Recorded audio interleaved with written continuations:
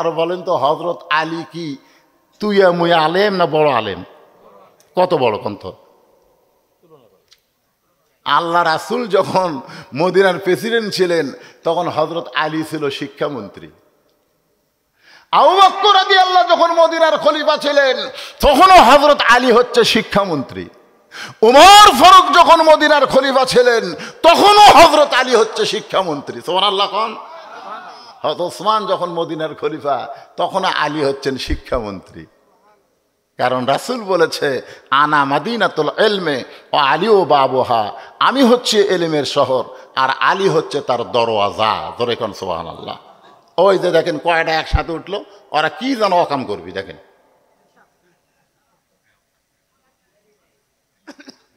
এই ছেলেদের এই বয়সের ছেলেদেরকে স্বয়ং জিবরাইল এসে যদি ওয়াজ করে এদেরকে ভালো করা যাবে না, কারণ এদের হাতে এমন একটা মাল আছে,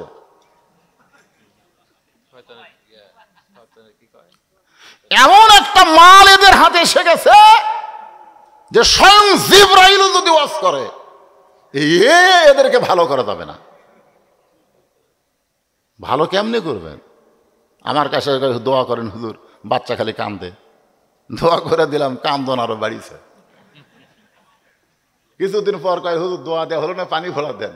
পানি ফোড়া দিলাম, আরো ধরে কান্দে। মেয়ের মাও রাগ করে কয় দোয়া দরুদের ফজিলত আর নাই। এক আধ মাস পরে বললাম মা খবর কি? কয় আর কান্দে না। তো কোন দোয়ায় কান্না বন্ধ হলো? কয় ওই যে যখনই কান্দে মোবাইল চালু করে দেই। হুজুর জানেন আমার বাচ্চা মোবাইল ছাড়া খায় না, মাসুম বাচ্চাকে মোবাইল দিছে, আর এর তো তাগড়া আইডিয়া হয়ে গেছে। জোরে কোন কথা ঠিক কিনা? এই আইডিয়াগুলো মিস কল পাশে উঠে চলে যাচ্ছে একসাথে।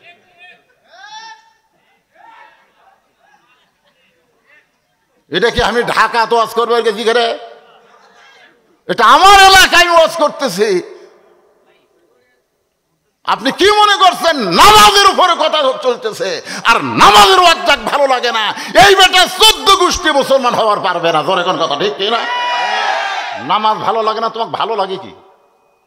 হ্যাঁ, চারিদিক থেকে খরিদ্দার এসে হযরত আলীর দিকে তাকায় আছে, কারণ আলী হচ্ছে আনা মাদিনাতুল ইলমি ও আলীও বাবুহা। ধরে কোন সুবহানাল্লাহ।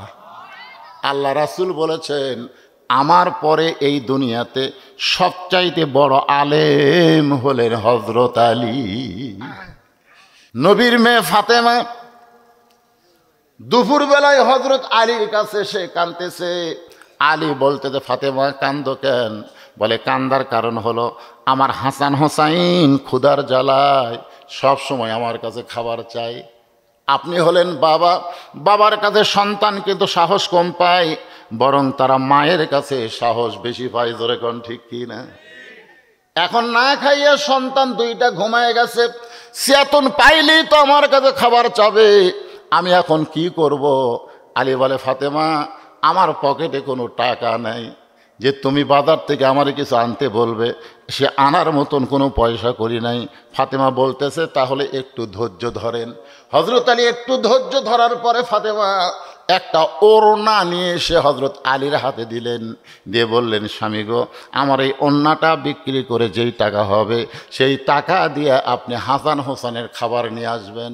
হযরত আলী ওড়নাটা জামার পকেটের মধ্যে ঢুকাইলেন, জামার পকেটের মধ্যে নিয়ে বাজারের মধ্যে ঘুরতেছেন আর চিন্তা করতেছেন আমি ওড়নাটা বের করে যদি বিক্রি করবার চাই আর খরিদ্দার যদি জিজ্ঞাসা করে কার ওড়না, আমি যদি বলি আমার বইয়ের ওড়না, তাহলে খরিদ্দার মনে করবে পুরুষ মানুষ যখন বইয়ের জিনিস বেচা খায় ওই পুরুষটাই হলো দুর্বল পুরুষ।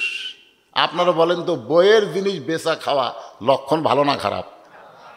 আমাদের মধ্যে অনেকে নাই, খাবার বসে খালি বইয়ের গলার দিকে দেখা থাকে। বউ কয় কি দেখো গো, তোমার বউ তুমি দেখতে, আগে খাও তারপরে দেখো। খালি তাকায় থাকে। তখন বউ একেবারে ব্লাউজ খুলে দিছে, দেখো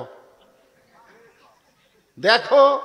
স্বামী বলতেছে হতে হচ্ছে না রে, হতে হচ্ছে না। বউ কয় কি হচ্ছে না? বলে জমির ধারে একটা জমি বাড়াইছে 80,000 টাকা দাম, কিন্তু আমার 60,000 টাকা আছে আর 20,000 টাকা হলেই জমিটা হয়। বউ বলতেছে ধৈর্য ধরেন, এবার না হলে সামনে বার হবে। স্বামী বলতেছে তোর বাপের জমি, যে আমি ধৈর্য ধরলে ওই জমি থাকবে। বউ বলতেছে রাগ করেন কেন, তাহলে আমি করবো কি? স্বামী বলতেছে ওই যে বিয়ের সময় তোর বাপ যে মালাটা দিছে গলাত পরে আমাকে ভাত খাওয়াচ্ছিস, ওই মালা সোনার মালা কিন্তু সাইজ নাই, ওলা মালা আর চলে করে, ওই মালাটা আমাকে দে, বিক্রি করে আমি জমিটা নেই। এই ভাত খাইতে খাইতে শপথ করে বলতেছি আগামী বছর তো 2 ভরি সোনার, এটা তো 1 ভরি, তোকে দিব 2 ভরি সোনার একটা ডিজিটাল মালা। বউ স্বামীর কথা খুশি হয়ে মালা খুলে দিছে, ওই বেচে জমি লিছে। বইয়ের মালা বেচে কি লিছে? মেয়েরা কিন্তু সব কথা খেয়াল না থাকলেও কিছু কথা মেয়েদের খেয়াল থাকে কি থাকে না। ধরে কিন্তু 1 বছর পরে এসে বলতেছে কে গো স্বামী, গত বছর মালা বিক্রি করে জমি নিলেন, আমাকে মালা দেবেন না? তখন স্বামী মুচকি মুচকি হাসে। বউ বলে হাসেন কেন? বলে তুই বজরশিদের ওয়াজ শুনিস নি? বউ কয় বজরশিদ আবার কি ওয়াজ করছে? বজরশিদ ওয়াজ করছে মেয়েরা কেবলমাত্র এক ব্যক্তির জন্য সাজতে পারবে, সেই ব্যক্তি হলো তার স্বামী। তো তোকে যদি মালা ছাড়াই আমাকে ভালো লাগে, তাহলে মালা কেনার কি দরকার?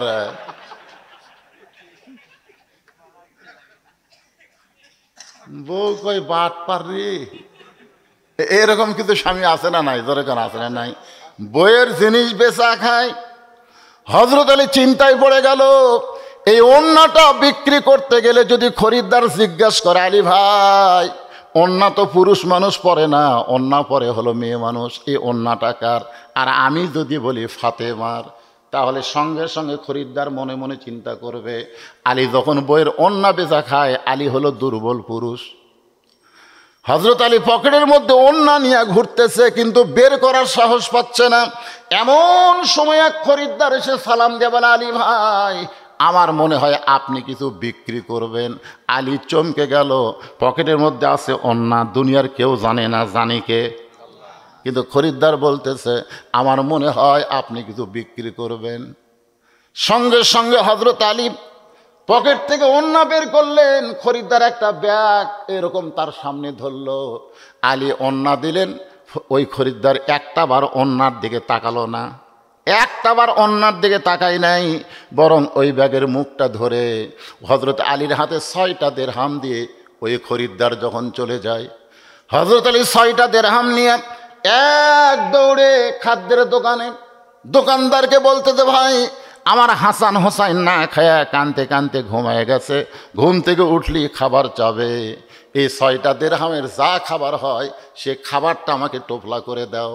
দোকানদার তাড়াতাড়ি টোপলা করে যখন হযরত আলীর হাতে দিবে, এমন সময় এক ফকির এসে হযরত আলীর সামনে সালাম দিয়ে বলে আলী ভাই আজকে 3 দিন হলে আমার বাড়িতে কোনো খাবার নাই, মেহেরবানি করে যদি আমার একটু দান করতেন তাহলে আমার পরিবার নিয়ে আমি একটু খাবার খাইতাম। আলী মনে মনে চিন্তা করে, আলী মনে মনে চিন্তা করে 6টা দিরহাম দিয়ে সন্তানের জন্য খাবারের টোপলা নিচ্ছি, আর এমন সময় ফকির আমার সামনে। আল্লাহর কোরআন বলতেছে আম্মা সাইলা ফালা তানহার। আলী রে, আল্লাহর কোরআনকে যদি বিশ্বাস করিস তাহলে সাইলকারীকে ফিরাইয়া দিস না। জোরে কোন সুবহানাল্লাহ। আল্লাহর কোরআনকে যদি বিশ্বাস করিস তাহলে সাইলকারীকে ফিরাইয়া দিস না।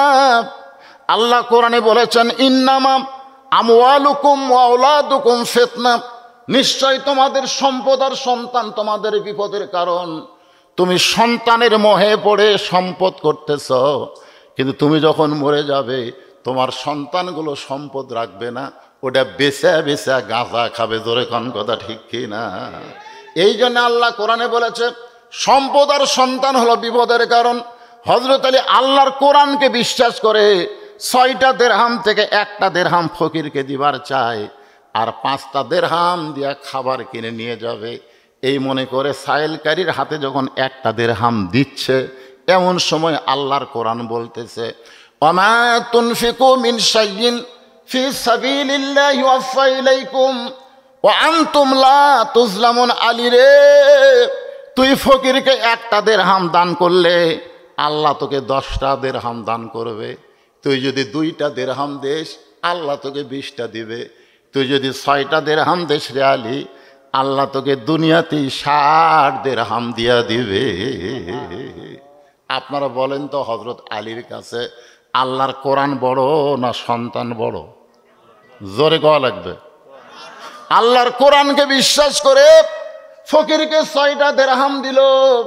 দোকানদার বলতেছে, আলী ভাই আপনার সন্তান না খাইয়া ঘুমায় গেছে, ঘুম থেকে চেতন পালি খাবার চাবে, 6টা দিরহামের খাবার টোপলা করলাম, আপনি কি টোপলা নেবেন না? আলী মুস্কি মুস্কি হাসে আর বলে, টোপলা দেওয়া হবে না, তুই 2 বস্তা খাবার প্যাকেট কর।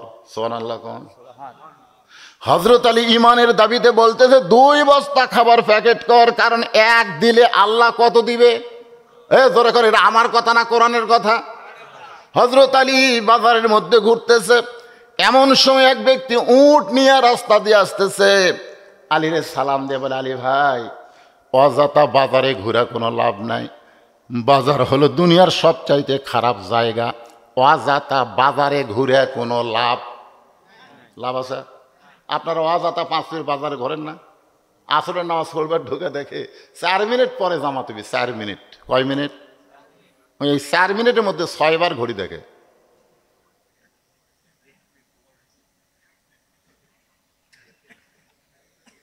দেখেন তো আর কয় মিনিট?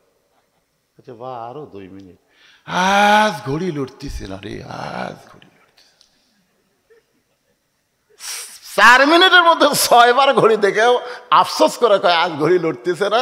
অথচ দেলোয়ারের স্টলে আইসে ঘন্টার পর ঘন্টা আড্ডা গুলি মারতেছে, দেলোয়ার খালি গাল ফুলে খাড়া হয়ে আসে। এই শালারা গল্প ছাড়ে না, আমার অন্য খরিদ্দারও বসার চান্স পায় না। ধরে কথা কন না কেন? মসজিদের মধ্যে তুমি 4 মিনিটের মধ্যে 6 বার ঘড়ি দেখো। তুমি কি জানো যেই ঘরের মধ্যে তুমি বসে আছো সেই ঘরের দরজায় তুমি কি দোয়া পড়েছো? একটাবার খেয়াল করে দেখেছো যে দোয়াটা তুমি পড়েছো, আল্লাহুম্মা আফতাহলি আবওয়াব রাহমাতিক? এই দরজা দিয়া তারা ঘরের মধ্যে ঢুকলো।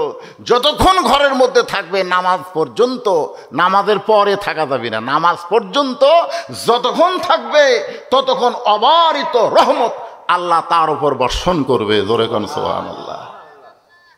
আমি কি বলছি? নামাজ পর্যন্ত, নামাজের পরে থাকা যাবে? 3 জন মুসল্লি বসে আছে 4 ফ্যান দিয়ে। কয় ফ্যান? 4 ফ্যান ঘুরতেছে, ওরা 3 জন গল্প করতেছে। ফেরেশতা কয় আল্লাহ সবাই নামাজ পড়া চলে গেল, এরা 3 জন যে 4 ফ্যান দিয়ে গল্প করতেছে, এর কে রেজাল্ট কি? আল্লাহ বলতেছে নামাজের পরে ওরকে মাথার উপর যে ফ্যান ঘুরিছে ওই ফ্যানের বিল, কারেন্টের বিল এই 3 জন আলাদাভাবে না দেওয়া পর্যন্ত এরা জান্নাতে যাবে না। কারণ মসজিদ আর বাপের ঘর না যে ইচ্ছা মতো গল্প করবে। ধরে কোন কথা ঠিক কিনা? 2-1 জন যে মসজিদে ফ্যান দিয়ে ছুতে পড়ে মানে বাপের বাড়ি। কি মসজিদ তোমার বাপের ঘর? নামাজের আগে আজানের পরে যতক্ষণ আপনি থাকবেন ততক্ষণ আল্লাহর পক্ষ থেকে অবারিত রহমত আপনার উপর বর্ষণ হবে। কারণ দোয়া করেছেন আল্লাহুম্মা আফতাহলি আবওয়াব রাহমাতিক। তাহলে মসজিদের মধ্যে মন ছটফট করে। আল্লাহ বলেছেন আস্তাইনু, খুব খেয়াল করবেন, আস্তাইনু বিস-সাবরি ওয়াস-সালাহ ইন্নাল্লাহা মা'আস-সাবিরিন। উটলা বলতেছে আলী ভাই অযথা বাজারে ঘুরে কোনো লাভ নাই, এই উটটা আপনি কিনে নেন 100 দিরহাম। আলী বলতেছে 1 টাকা আমার পকেটে নাই, উটটা কেমনে কিনবো? উটওয়ালা বলতেছে আলী ভাই আপনি বাকিতে উটটা নেন, বিক্রি করে আপনি টাকা দিবেন, এটাও কি আপনি পারবেন না? হযরত আলী 100 দিরহাম বাকিতে উটটা নিলেন। উটটা নিয়ে যেই মাত্র বাজারে গেছে চারিদিক থেকে খরিদ্দার এসে আলীকে ঘিরে ধরছে। রাসূল বলেছেন একজন আলেমের চেহারার দিকে যদি তাকাও আল্লাহ তোমার জীবনের সগীরা গুনাহ মাফ করে দিবে। আপনারা বলেন তো হযরত আলী কি তুইয়া মুই আলেম না বড় আলেম? কত বড় কন্ত? আল্লাহ রাসূল যখন মদিনার প্রেসিডেন্ট ছিলেন তখন হযরত আলী ছিল শিক্ষামন্ত্রী। আবু বকর রাদিয়াল্লাহু যখন মদিনার খলিফা ছিলেন তখনও হযরত আলী হচ্ছে শিক্ষামন্ত্রী। উমর ফারুক যখন মদিনার খলিফা ছিলেন তখনও হযরত আলী হচ্ছে শিক্ষামন্ত্রী। সুবহানাল্লাহ কোন। হযরত ওসমান যখন মদিনার খলিফা তখন আলী হচ্ছেন শিক্ষামন্ত্রী। কারণ রাসূল বলেছে আনা মাদিনাতুল ইলমে ও আলী ও বাবুহা, আমি হচ্ছে এলেমের শহর আর আলী হচ্ছে তার দরওয়াজা। ধরে কোন সুবহানাল্লাহ। ওই যে দেখেন কয়টা একসাথে উঠলো, ওরা কি যেন অকাম করবি দেখেন।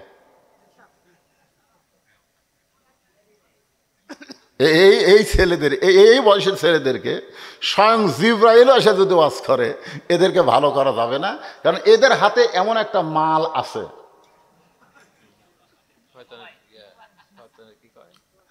এমন একটা মাল এদের হাতে এসে গেছে যে স্বয়ং জিবরাইল যদি ওয়াজ করে এদেরকে ভালো করা যাবে না। ভালো কেমনে করবেন? আমার কাছে দোয়া করেন হুজুর, বাচ্চা খালি কান্দে, দোয়া করে দিলাম, কান্দন আরো বাড়িছে। কিছুদিন পর কয় হুজুর দোয়া দেওয়া হলো না, পানি ফোড়া দেন। পানি ফোড়া দিলাম, আরো ধরে কান্দে। মেয়ের মাও রাগ করে কয় দোয়া দরুদের ফজিলত আর নাই। এক আধ মাস পরে বললাম মা খবর কি? কয় আর কান্দে না। তো কোন দোয়ায় কান্না বন্ধ হলো? কয় ওই যে যখনই কান্দে মোবাইল চালু করে দেই। হুজুর জানেন আমার বাচ্চা মোবাইল ছাড়া খায় না, মাসুম বাচ্চাকে মোবাইল দিছে। আর এরা তো তাগড়া আইডিয়া হয়ে গেছে। জোরে কোন কথা ঠিক কিনা? এই আইডিয়াগুলো মিস কল পাশে উঠে চলে যাচ্ছে একসাথে।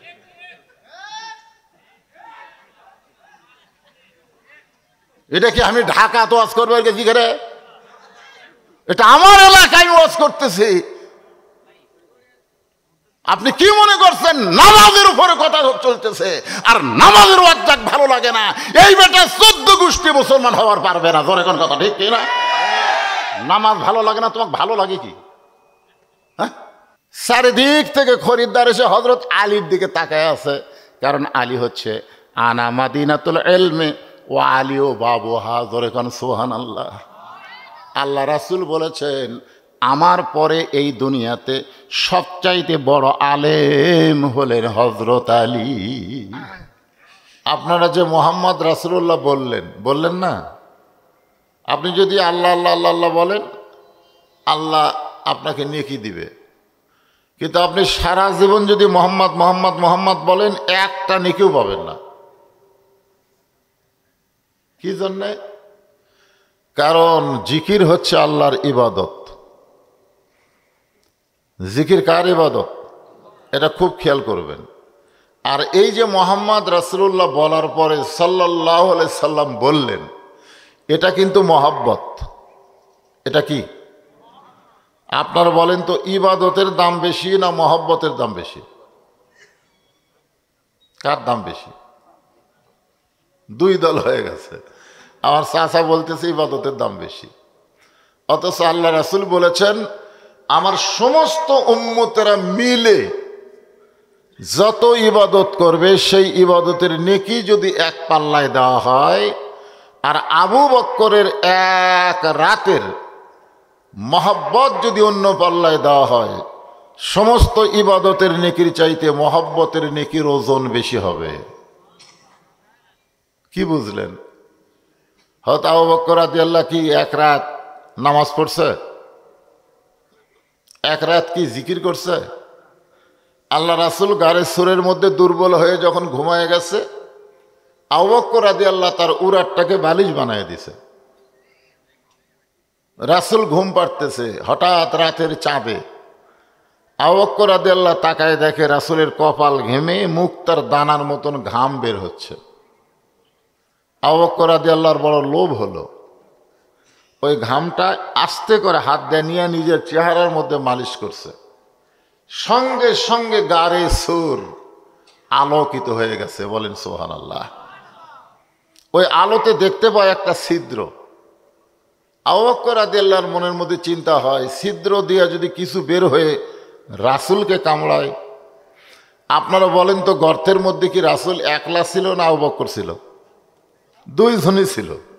কিন্তু আবু বকর রাদিয়াল্লাহু কি ভাবতেছে, যদি কিছু বের হয়ে রাসূলকে কামড়ায়, এই মনে করে তার বাম পায়খানা ছিদ্রের মুখে লাগায় দিছে। আল্লাহ তাআলা পরীক্ষা শুরু করলেন যে তুমি আমার নবীকে বেশি ভালোবাসো না তোমার জীবনকে বেশি ভালোবাসো, এটা পরীক্ষা হবে। বিষাক্ত সাপ দিয়ে কামড় দিলেন, একবার না দুইবার না 5 বার, জোরে কোন কয়বার?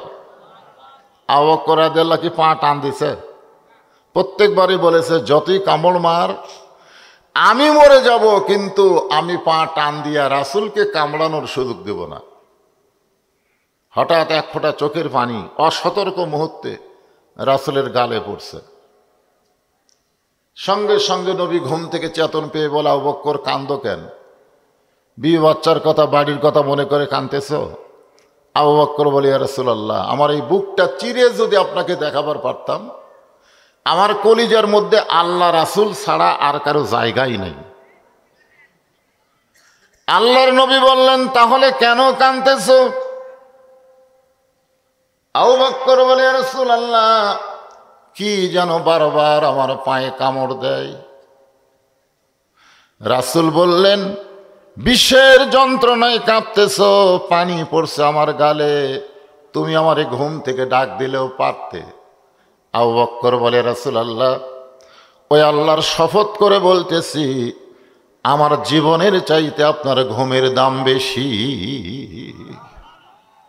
সঙ্গে সঙ্গে রাসূল বলেন, আল্লাহ আল্লাহ, যে আবু বকর নিজের জীবনের চাইতে আমার ঘুমের দাম বেশি দেয়, আমি রাসূল তাকে কি পুরস্কার দেব? আল্লাহ বললেন, আপনাকে দেওয়া লাগবে না, আপনাকে মহব্বত করার কারণে সমস্ত উম্মতের নেকির চাইতে তার এই মহব্বতের ওজন বেশি হবে। তো তাহলে আমরা রাসূলের প্রতি যে দরুদ শরীফ পড়তেছি, এটা কি ইবাদত না মহব্বত? কারণ ইবাদত লিখতে পারে ফেরেশতা। এই যে আমাদের 2 কাঁধে 2টা ফেরেশতা আছে না নাই? আছে না নাই? বিশ্বাস করেন? মানুষ যদি খালি এই বিশ্বাসটা করে যে আল্লাহ দেখতেছে, ফেরেশতারা লিখতেছে, তাহলে তার দ্বারা কোনো অন্যায় কাজ হবে? এই যুবকেরা যারা মেলার মধ্যে তখন ঘুরলে, মাশাআল্লাহ, এখন মাহফিল এসে বসেছে, বিশ্বাস করতে হবে যে আল্লাহ দেখতেছে, ফেরেশতারা লিখতেছে, তাহলে দরজা জানলা বন্ধ করে মোবাইলের অশ্লীল ভিডিও দেখা যাবে? মন বলতেছে দরজা জানলা বন্ধ, কেউ দেখতেছে না, আর ঈমান বলতেছে কেউ না দেখলেও কে দেখতেছে? হ্যাঁ, তাহলে একটা বিশ্বাস করেন যে আল্লাহ দেখতেছে, কান্দের ফেরেশতারা লিখতেছে, তাহলে আমাদের দ্বারা কোনো অন্যায় হবে না। কিন্তু আপনি যে দরুদ শরীফ পড়লেন, এটা কিন্তু আপনার ডান কান্দের ফেরেশতা লিখতে পারলো না, কারণ দরুদ শরীফ যে ইবাদত নয়, ইবাদত না হলে এরা লিখবে কেমনে? এই জন্য এখানে একদল ফেরেশতা আছে, আপনি যখনই দরুদ পড়বেন, দরুদ পড়ার সঙ্গে সঙ্গে ওই ফেরেশতা আপনার দরুদগুলো আপনার নামে রাসূলের রওজা মোবারকে পৌঁছায়া দিবে। লাভ কি? আমরা যে দরুদ পড়লাম, এই দরুদ তো আমাদের কান্দে নাই, চলে গেছে মদিনায়, আমাদের লাভ কি? আমাদের লাভটা হলো, আছেন আমার মুক্তার, আছেন আমার ব্যারিস্টার, শেষ বিচারের হাইকোর্টেতে তিনি আমায় করবেন পার, আমি পাপী রাসূল জাবিন্দার। আমি বক্তা সহ, আমার চাচা সভাপতি সহ, আপনারা যারা বসে আছেন, আপনার একবার অন্তর থেকে বলেন তো যে আমাদের মিজানের কাছে যখন নিয়ে যাওয়া হবে, আমাদের নেকি বেশি হবে না পাপ বেশি হবে? কি বেশি? ওই কয় বেশি। সে বেশিটা কি, নেকি না পাপ? নেকি বেশি। এমন কোন সাহাবীও বলতে পারে নাই যে মিজানে আমার নেকির পাপের চাইতে নেকি বেশি হবে। সাহাবীরাও বলার সাহস পায়নি। আর আপনারা বললেন নেকি বেশি হবে। নেকির চাইতে পাপ অনেক বেশি হবে, খালি বেশি না, অনেক বেশি। বর্তমান যে পরিবেশ বাংলাদেশে চলতেছে, এই পরিবেশে নেকি কামাই করা যায়, কিন্তু নেকি রাখা যাচ্ছে না। আমার কথাকে বুঝলেন? যে সাইকেলের চাকা লিক আছে, ওরে বাতাস দেওয়া যায় কিন্তু বাতাস থাকে না। আজকে আমাদের অবস্থা হয়েছে তাই, আমরা কম বেশি নেকি কামাই করি। এই যে কোরআনের মাহফিলে এসে বসেছি, এটা কি? এটাই নেকি। কিন্তু এখান থেকে যখন উঠে যাব এটা আর থাকে না, মানে লিক আছে।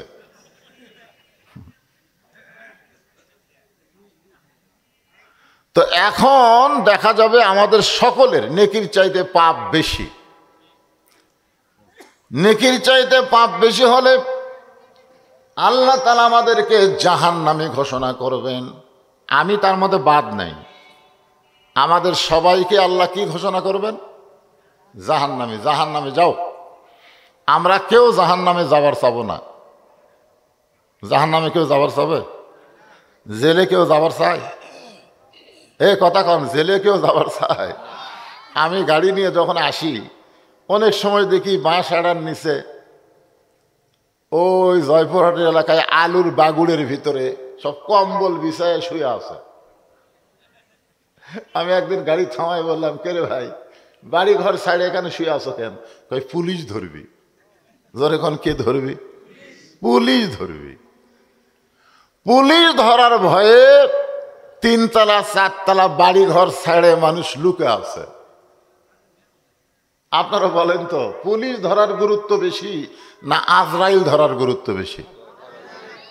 কিন্তু আজকে আমরা বাংলাদেশের মুসলমান, কোনো সময় আজরাইল ধরবে এই চিন্তাই আমাদের নাই। আজরাইল আমাদেরকে ধরবে এই চিন্তা থাকলে মানুষ পাগলের মতন যেখানে সেখানে ঘুরতে পারতো না। জোরে কোন কথা ঠিক কিনা? জাগা মতো তারা ঘুরতো। যে জায়গায় আজরাইল ধরলে, মনে করেন আজকের এই মাহফিলে কেউ যদি মারা যায়, কোরআন হাদিস বলতেছে যে জান্নাতের বাগানে কেউ যদি মৃত্যুবরণ করে আল্লাহ তাআলা তাকে বিনা হিসাবে জান্নাত দিয়ে দিবে। কোনো হিসাবই নেবে না, কারণ মরছে কোন জায়গায়। মসজিদের মধ্যে কেউ যদি মারা যায় তার কোনো হিসাব নেওয়া হবে না, আল্লাহ তাকে বিনা হিসাবে জান্নাত দেবে। কিন্তু সিনেমার হলে কেউ যদি মরে,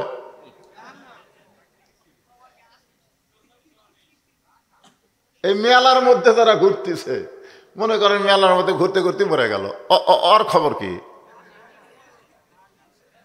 কারণ দুনিয়ার মধ্যে সবচাইতে ভালো জায়গা হলো মসজিদ আর জান্নাতের বাগান কোরআনের মাহফিল। আর সবচাইতে খারাপ জায়গা হলো হাট বাজার আর মেলা। জোরে কোন কথা ঠিক কিনা? আমি বলতেছি মেলার মধ্যে প্রয়োজনে আপনি গেছেন, চা পান খাচ্ছেন, এখন চলে আসেন। এখন চলে আসা আমার নামে কি তৌবা? আমরা মেলায় গেছি, ভুল করছি, এখন কোরআনের মাহফিল আসে বসেন, বসা মাত্রই আল্লাহ তাআলা ওই আগেকার পাপগুলো মাফ করে দিবে। জোরে কোন সুবহানাল্লাহ। কারণ আল্লাহর দয়া কম না বেশি? মাশাআল্লাহ। ফেরেশতারা ধাক্কায় ধাক্কায় আমাদেরকে জাহান্নামের দরজা পর্যন্ত নিয়ে যাবে। আর এক ধাক্কা মারলে আমরা জাহান্নামে পড়ে যাব। আর কয় ধাক্কা? আপনারা বলেন তো, জাহান্নাম ওপরে না নিচে? আর বেহেশত? হ্যাঁ, এই বিশ্বাস কিন্তু রাখা লাগবে। একটা হাদিস শরীফে আছে এবং কোরআনের আয়াতেও আল্লাহ বলেছেন, জাহান্নামের সবচাইতে নিচে কারা থাকবে? এটা 2-1 জন কয় রে, বাদ বাকি কয় না কেন? জাহান্নামের সবচাইতে উপরে থাকবে কাফের, আর সবচাইতে নিচে থাকবে মুনাফিক। ওই কাফেরেরা যে পেশাব পায়খানা করবে, ওই নিচের মুনাফিকেরা ওটা খাবে। কার পেশাব পায়খানা? কাফেরের পেশাব পায়খানা মুনাফিকেরা খাবে। সাহাবীরা বললেন, হুজুর এই বদমাইশ মুনাফিকেরা কারা? এই মুনাফিকের আবাদ কোন জায়গা হয়? এদের দেশ কোনটা? এরা কোন ফ্যাক্টরির? আল্লাহ রাসূল বললেন, হিন্দুর মধ্যে কোনো মুনাফিক নাই, কাফেরের মধ্যে কোনো মুনাফিক নাই, ইহুদি খ্রিস্টানদের মধ্যে কোনো মুনাফিক নাই। মুনাফিকের আবাদ হবে মুসলমানের ভিতরে। কার ভিতরে? মুসলমানের ভিতরে। তাহলে আমরা কি মুসলমান না? তাহলে মুনাফিক কার মধ্যে আছে? আমাদের মধ্যে আছে। এখন মুনাফিকের সবচাইতে বেশি মানে মুনাফিকের ফ্যাক্টরি যে দেশ, সেই দেশের নাম হলো বাংলাদেশ। যেরকম দেশের নাম কি? বাংলাদেশের মানুষের মুখের কথার সাথে আমলের কোনো মিল নেই। আল্লাহ কোরআনে বলেছে, লিমা তাকুলু মালা তাফালুল, মুখে যা কয় কাজে তা করে না। যেরকম কথা ঠিক কিনা? হ্যাঁ। তা আমরা যারা এখানে বসেছি, আমাদের ঠিকানা হবে জাহান্নাম। মা মন চাক বা না চাক, ঠিকানা কি হবে? একেবারে জাহান্নামের দরজাত গেছি আমরা। আর এক ধাক্কা মারলেই আমরা জাহান্নামে পড়ে যাব। এমন সময় একজন মহামানব আমাদের সামনে দাঁড়িয়ে যাবেন, দুইখানা হাত বাড়ায়া এইভাবে সামনে দাঁড়িয়ে যাবেন। সঙ্গে সঙ্গে আল্লাহ ফেরেশতাদের পা ব্রেক করে দিবে, ফেরেশতাদের দুইটা হাত আল্লাহ লুলা করে দিবে। সুবহানাল্লাহ। কম ওই মহামানবের খাতিরে পাও কি হবে? ব্রেক। পাও লুলা হবে না, পাও ব্রেক হবে। আর হাত আর ধাক্কা মারবার পারবে না। ওই মহামানবকে জানেন? ওই মহামানবটা ভাগ্য গুণে আমাদের নবী। জোরে কোন সুবহানাল্লাহ। আমাদের কপাল পোড়া, আমরা কপাল পোড়া। অনেকে কয় না, হাইরে কপাল মন্দ, চোখ থাকিতে অন্ধ। আমরা কপাল পোড়া জাত না। আল্লাহর নবী বলেছেন, যেই কপাল আল্লাহকে সিজদা দেয় ওই কপাল কোনোদিন কপাল পোড়া না, ওই কপাল হলো আলোকিত কপাল। জোরে কোন সুবহানাল্লাহ। আপনারা জানেন, এই যে সেজদা দিচ্ছেন, এই সেজদার জায়গা থেকে পূর্ণিমার চাঁদের মতো বেশি আলো আল্লাহ হাসরের ময়দানে প্রকাশ করে দিবে। জোরে কোন সুবহানাল্লাহ। আর যারা সেজদা মারে না, সেজদা দেয় না, নামাজ পড়ে না, এদের খবর কি? আল্লাহর নবীর সামনে দুইখানা হাত বাড়িয়ে দাঁড়িয়ে যাবেন, ফেরেশতাদের পা ব্রেক হয়ে যাবে, হাত দুইটা লুলাও হয়ে যাবে। এমন সময় আল্লাহ বলবেন, জিবরাইল যাও আমার নবীকে সালাম দাও। ফেরেশতা জিবরাইল এসে সালাম দিবে, আসসালামু আলাইকা ইয়া রাসূলুল্লাহ। নবী সালামের উত্তর দিবেন না, আবার সালাম দিবে। নবী সালামের উত্তর দিবেন না। কয়বার দিছে? তৃতীয়বার যখন সালাম দিবার যাবে, নবী রাগ করে বলবেন, জিবরাইল শুধু সালাম দিলে হবে না, সালাম দেওয়াটা শিখা লাগবে। ফেরেশতা জিবরাইল বলে, হুজুর 24,000 বার দুনিয়াতে আপনাকে সালাম দিলাম, কোনোদিন সালামের ভুল ধরলেন না, আজকে ভুল কোথায়? বলে, তুমি দুনিয়াতে শুধু আমাকে সালাম দিছ। আরবিতে কা হলো 1 বচন, কুমা হলো 2 বচন, কুম হলো বহু বচন। দুনিয়াতে শুধু আমাকে সালাম দিছ, কিন্তু আজকে হাসরের ময়দানে আমি শুধু একলা নাই, আমার সামনে কোটি কোটি উম্মত, এদেরকে বাদ দাও কেন? খালি আমারে সালাম দাও, আমার উম্মত গুলো বাদ দাও কেন? জিবরাইল বলা, ইয়া রাসূলুল্লাহ, এদের সালাম দেওয়া কোনো লাভ নাই, কারণ এদের জাহান্নামে রায় হয়ে গেছে, এদের জন্য শান্তির দোয়া করে কোনো লাভ। সঙ্গে সঙ্গে আমাদের নবী কি বলবেন জানেন? জিবরাইল, সালাম দেওয়ার সময় তুমি আমার গুনাহগার উম্মতকে বাদ দিয়ে সালাম দিবার পারো, নেকি আর পাপ ওজন করার সময় তোমার আল্লাহ আমি নবীকে বাদ দিয়ে ওজন করতে পারে। আল্লাহ হাকিম হয়ে উম্মতকে আসামি বানায় বিচার করবেন, আমি নবী উকিল সেখানে থাকবো না। এই বিচার আল্লাহ করতে পারে, কিন্তু আমি নবী এই বিচার মানি না। আমাদের জন্য নবী বলবে, এই বিচার আমি মানি না। ফেরেশতা জিবরাইল থরথর করে কাঁপবে, যে এটা কি দুনিয়ার বিচার না আল্লাহর বিচার? দুনিয়ার বিচারে আপিল চলে না ভাই? জজ কোর্টে বিচার করছে, পছন্দ হয়নি হাইকোর্ট, হাইকোর্টে বিচার করছে, পছন্দ হয়নি সুপ্রিম কোর্ট, সুপ্রিম কোর্টের বিচার যদি পছন্দ না হয় তাহলে আবার আপিল করে। জোরে কোন কথা ঠিক কিনা? আল্লাহর বিচারের কোন আপিল আছে? কিন্তু নবী বললেন, আমি মানি না, আমি আল্লাহর দরবারে আপিল করলাম। সঙ্গে সঙ্গে আল্লাহ বলবেন, নবী গো, আপনাকে আমি এত ভালোবাসি, আপনার আপিলকে আমি গ্রহণ করলাম। নবী বললেন, তোমরা আমার পাশে পাশে আসো, আমি সামনে সামনে যাব, দেখি আল্লাহ কি করে। সুবহানাল্লাহ কন্যা, আসো আমার পাশে। তখন আমরা সবাই নবীর পিছনে পিছনে যাব। সর্বপ্রথম মনে করেন আমি এটা বোঝানোর জন্য বলতেছি, আমার নেকি আর পাপ মিজানে দিবে, নেকির চাইতে পাপ বেশি। আল্লাহ বলবেন, দেখেন তো বদবেশীদের খবর কি, নেকির চাইতে পাপ বেশি। রাসূল বলবেন, আল্লাহ নামাজ, রোজা, হজ, যাকাত, জিকিরের, ইবাদতের নেকি আপনি নেকির পাল্লাই দিছেন, কিন্তু আমার উম্মত যে আল্লাহর তাকের জান্নাতের বাগান থেকে আমার প্রতি দরুদ শরীফ পড়ছে, সেই দরুদের কোথায়? সেই দরুদ যে আমার কাছে জমা আছে। আল্লাহ বলতেছে, তাই তো। তখন নবী ওই নেকির পাল্লায় দরুদ দিবেন, সঙ্গে সঙ্গে নেকির পাল্লার ওজন বেশি হয়ে যাবে। তাহলে এই দরুদ পড়তে আপনাকে আপত্তি আছে? যখনই নবীর নাম শুনবেন, আপনি মদিনায় যাবার না পারলেও আপনার দরুদগুলো ওই ফেরেশতারা মদিনায় রাসূলের রওজা মোবারকে পৌঁছায় দিবে। আমাদের নবী কি মরছে নাকি? মরছে? আজকে বাংলাদেশে অনেক ফেতনাবাজ বক্তা বার আছে, তারা কোনো ওয়াজই পারে না, সেই খালি দেখবেন নামাজের ওয়াজ। নামাজ 20 রাকাত না 8 রাকাত, নিয়ত কিভাবে বান্দা লাগবে, নাভির উপর না তলে, তারপরে এই নবী মরে গেছে, এ আজে বাজে ওয়াজ করে আমাদের সমাজের মধ্যে ফেতনা একটা বাজায় দিছে। জোরে কোন কথা ঠিক কিনা? তো আজকে এখানে বিশ্বাস করেন, আমাদের নবী কিন্তু মরেনি। আমাদের নবী সম্পর্কে ছোটবেলায় আমরা একটা গজল শুনছিলাম, আপনারা শুনছেন?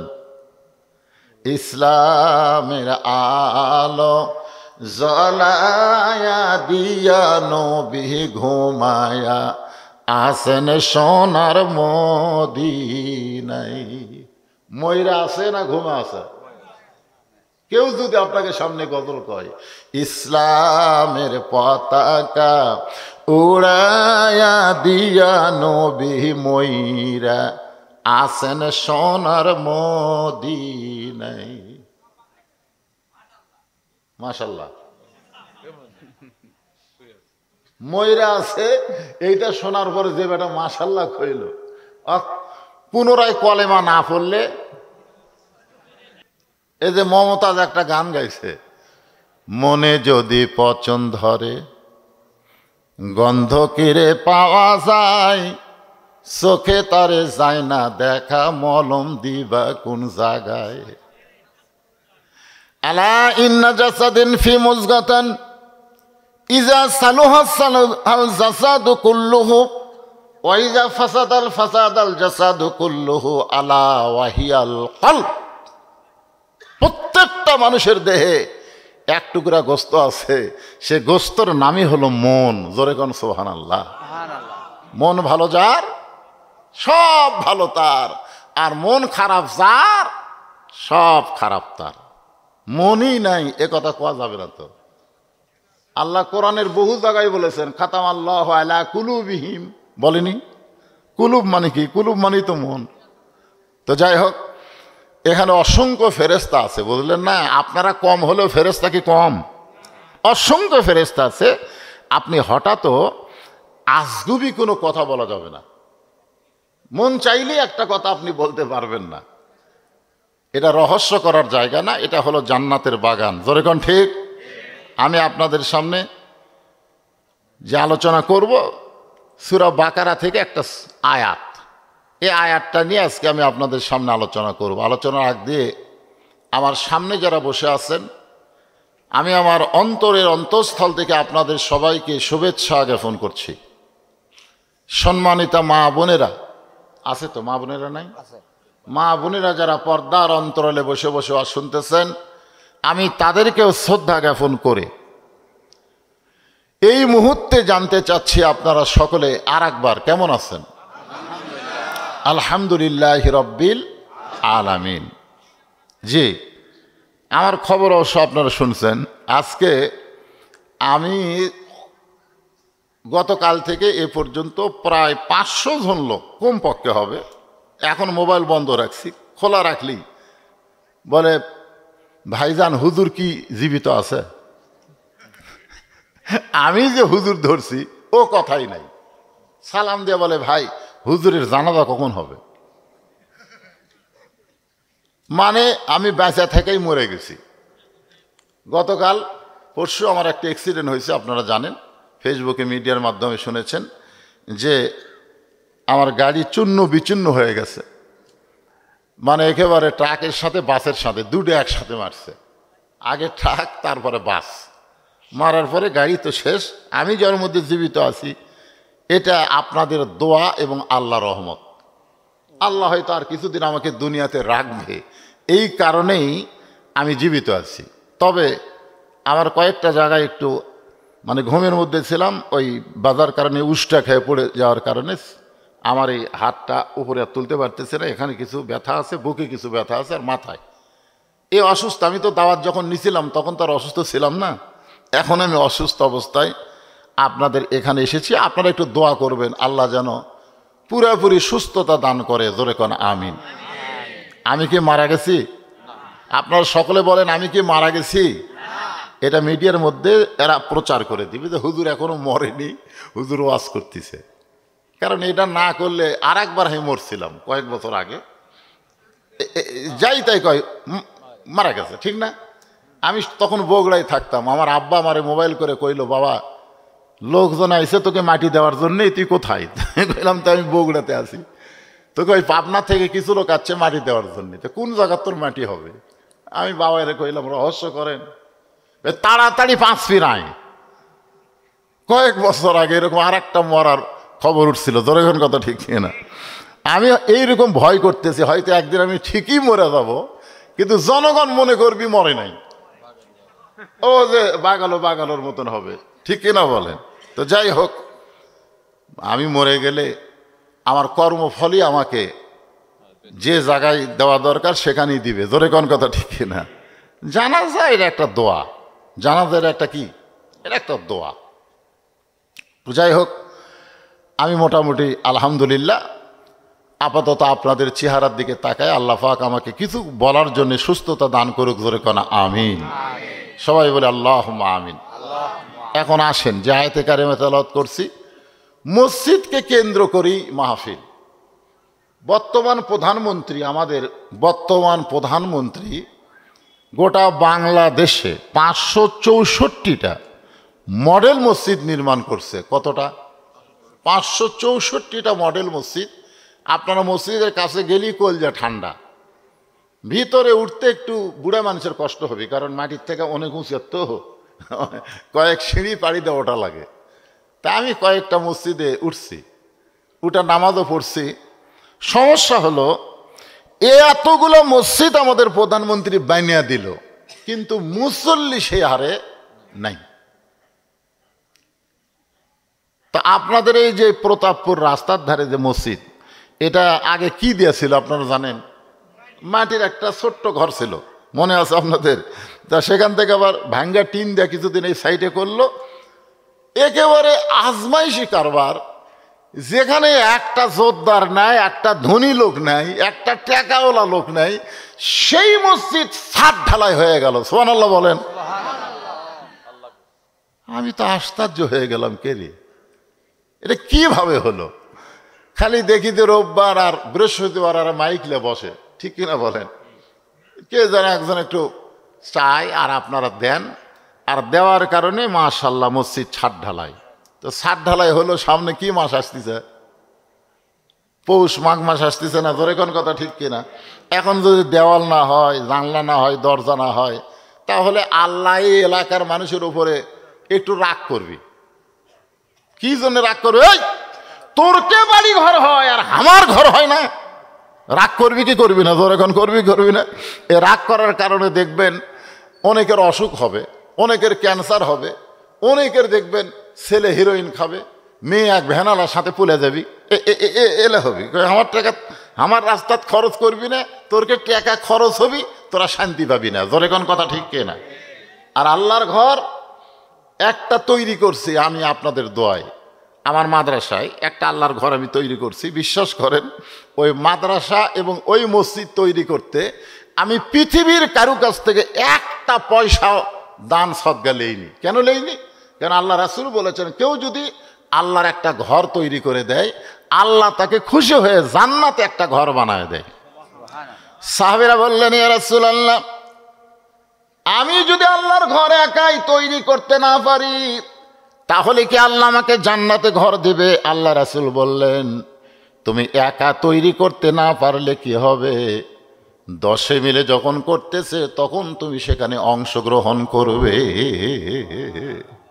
কেউ 10,000 দিবে, তুমি না পারলে 10টা টাকা দিবে, আর ওই টাকাটা তোমার জান্নাতে একটা কামরা, একটা ঘর বানায় আল্লাহ দিবে। আর তোমার এই টাকাটা নষ্ট হবে না, ওটা জান্নাতের ব্যাংকে আল্লাহ অ্যাকাউন্ট খুলে দিবে। ধরে কোন সুবহানাল্লাহ। এই দান করার ব্যাপারে ছোট্ট একটা ওয়াজ করার পরে আমি আয়াতের তাফসিরে আসতেছি। ইয়া আইয়ুহাল্লাযীনা আমানুস্তাঈনু বিস-সাবরি ওয়াস-সালাহ। সালাহ মানে কি? নামাজ। এই নামাজ নিয়ে আমার কথা হবে। আর যারা বেনামাজি তারা আবার মন খারাপ করেন না। অনেকে বলে, না হুজুর আমি তো বেনামাজি না, আমি জুমার দিনে নামাজ পড়ি হুজুর। এরকম মুসল্লি আছে না নাই? 5 ওয়াক্ত পড়ে না, কিন্তু জুম্মার নামাজ পড়ে। মনে করেন আল্লাহ হাসরের ময়দানে রহমান রহিম খুশি হয়ে বলতেছে, যাও যারা 5 ওয়াক্ত পড়নি, খালি জুম্মার নামাজ পড়ছো, আমি আল্লাহ তাদেরকে জান্নাত দিয়ে দিলাম, যাও। কারণ আল্লাহর দয়ার কোনো শেষ আছে? তো এই কথা শুনে জুম্মা পার্টিরা জান্নাতের দিকে মারবি দৌড়, কিন্তু জান্নাতের কাছে গিয়ে দেখবি দরজাতে একটা তালা। তখন এই জুম্মা পার্টি বলবে, আল্লাহ তুমি আমাকে জান্নাত দিলে, কিন্তু জান্নাতের দরজার যে তালা আছে এখন কি করি? আল্লাহ কয়, খুঁজে দেখ চাবি আছে। তখন তারা পকেট হাঁটায় দেখবে একটা চাবি আছে। ওই চাবিটা তালার মধ্যে ঢুকবে, কিন্তু ঘুরবি না, মানে ঢুকছে ঠিকই কিন্তু ঘোরে না। তো বলে, আল্লাহ চাবিটা তো তালার মধ্যে ঢুকলো, ঘোরে না যে। আল্লাহ বলতেছে, তালার মধ্যে 5টা দাগ আছে, তোর চাবির মধ্যেও 5টা দাগ থাকা লাগবে, তুই দেখ তো তোর চাবির মধ্যে কি 5টা দাগ আছে। তখন না আল্লাহ, আমার চাবি তো তেল তেলা। তো তেল তেলা চাবি আর তালার মধ্যে 5টা দাগ। তখন বলবে, আল্লাহ কিসের দাগ? আল্লাহ বলবেন, ফজর, জোহর, আসর, মাগরিব, এশা, এই 5টা দাগ যদি না থাকে তাহলে চাবি ঘুরবি না, তালাও খুলবি না।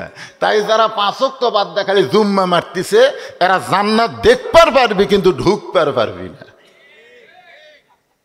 সবাই ঠিক করলেন না? তার মানে বোঝা গেল এখানে অনেকে খালি জুম্মা পাটি আছে, খালি জুম্মা পাটি।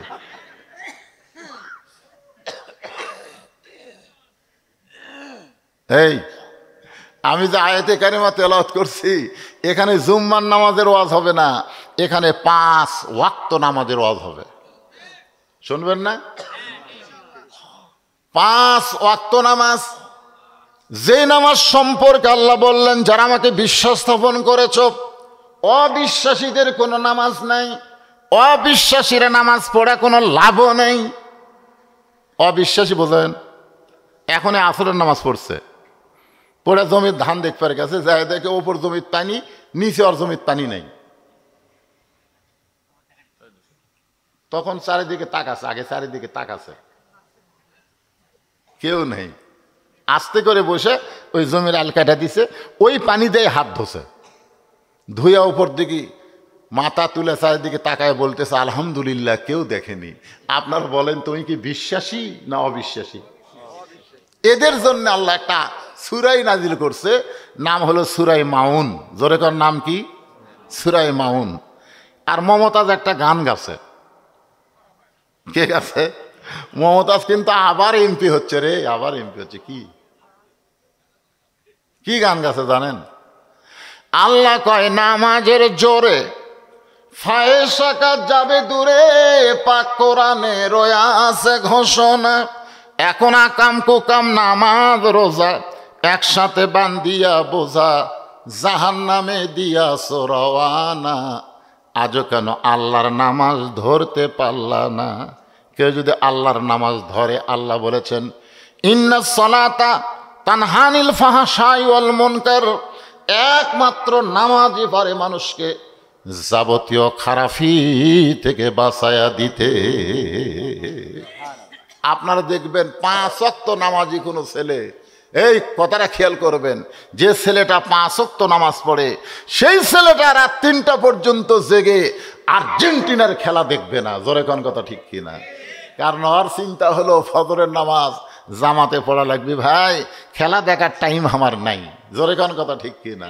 যারা 5 ওয়াক্ত নামাজ পড়ে এরা কোনোদিন ব্রাজিলের জার্সি গায়ে দিবে না, কোনো দিনও দিবে না। কারণ 5 ওয়াক্ত নামাজ ওকে যাবতীয় খারাপি থেকে বাঁচাই দিবে। এ কথা কি আমার না আল্লাহর? এই জন্য আল্লাহ বললেন আস্তাইনু বিসসবরি ওয়াসসালাহ ইন্নাল্লাহা মা'আস সাবিরিন।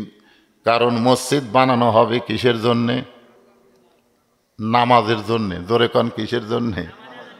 আজকে সেই মসজিদে নামাজ পড়তে চায় ফিলিস্তিনিরা, সেই মসজিদে ফিলিস্তিনিরা নামাজ পড়তে চায়, কিন্তু ইসরায়েলের ইহুদিরা নামাজ পড়তে দিচ্ছে না। শুধুমাত্র নামাজ পড়বে এই জন্য পর্যন্ত 21,000 ফিলিস্তিনিকে ওরা হত্যা করছে শুধু নামাজের জন্যে। ধরে কান সুবহানাল্লাহ।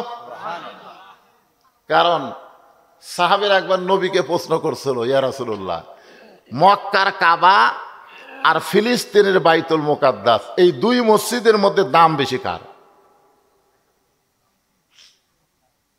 না না, মক্কার কাবা আর ফিলিস্তিনের বাইতুল মসজিদ লয়, বাইতুল মুকাদ্দাস, এই 2 মসজিদের মধ্যে দাম বেশি কার? না না, না বুঝে অজগব এক কথা কজবি। আপনারা যদি না বোঝেন তাহলে চুপ করে থাকেন। আমি তো বলার জন্য আসছি নাকি কন? আমি কি এখানে বলার জন্য আসি নাই? আল্লাহ রাসূল বললেন মক্কার কাবার মধ্যে নবীরা নামাজ পড়তে পারে 2-4 জন, কিন্তু সমস্ত নবী মক্কার কাবার মধ্যে নামাজ পড়ে নাই। আর ফিলিস্তিনের বাইতুল মুকাদ্দাসে আমার ইমামতিতে সমস্ত নবী রাসূল নামাজ আদায় করেছে।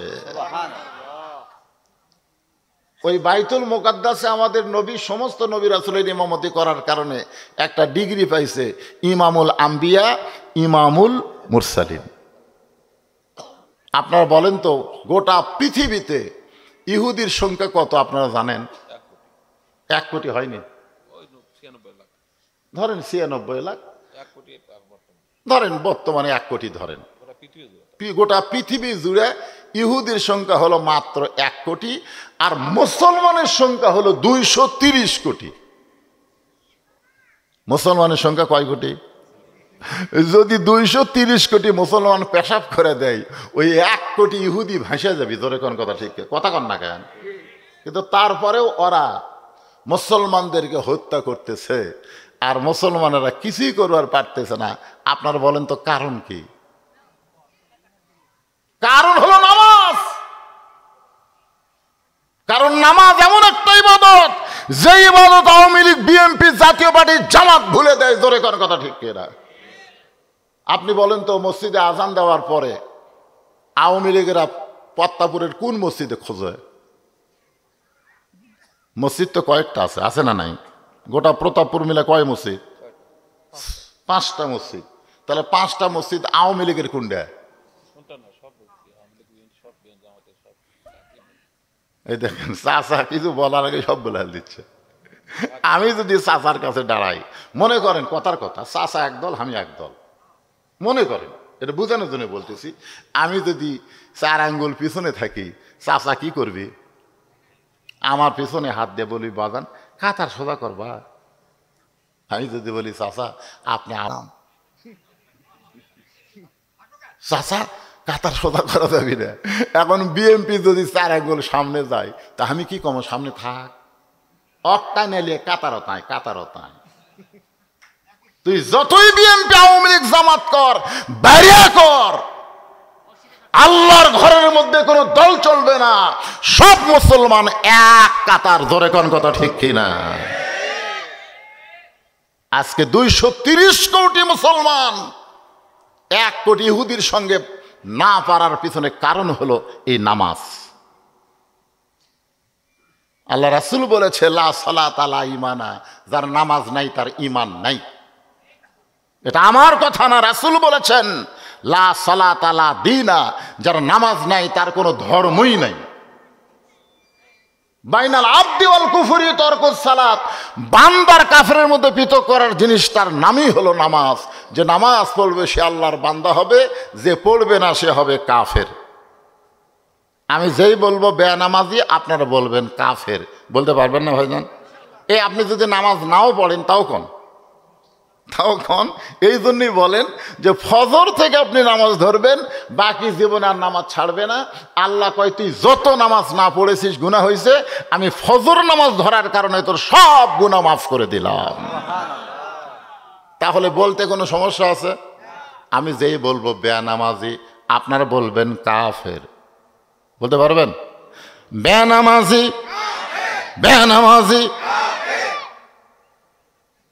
এখন আপনারা চিন্তা করতেছেন হুজুর ওয়াজ না শোনাই ভালো, আমরা কাফের হয়ে গেলাম। কে রে পাগলা, কাফের হলে মুসলমান হওয়া যাবে, কথা কোন ঠিক কিনা? কিন্তু মুসলমান হওয়া কাফের হওয়া যাবে না।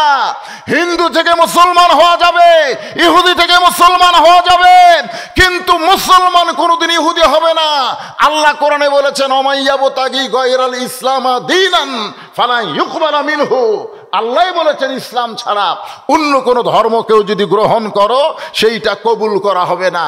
এটা হিন্দু পড়া হলেও আল্লাহর এই কোরআনের আয়াত সত্য, জোরে কোন কথা ঠিক কিনা? এটা কি আমার আয়াত? আল্লাহর আয়াত।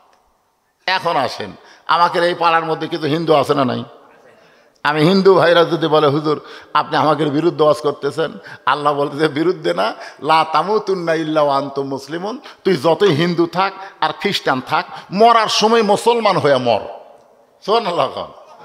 যেরকম পুবীর মিত্র, যেরকম কি মিত্র, এই পুবীর মিত্র নাম শোনেন না আপনারা? সিনেমা মরছে, অভিনয় স্ট্রোক করা মারে।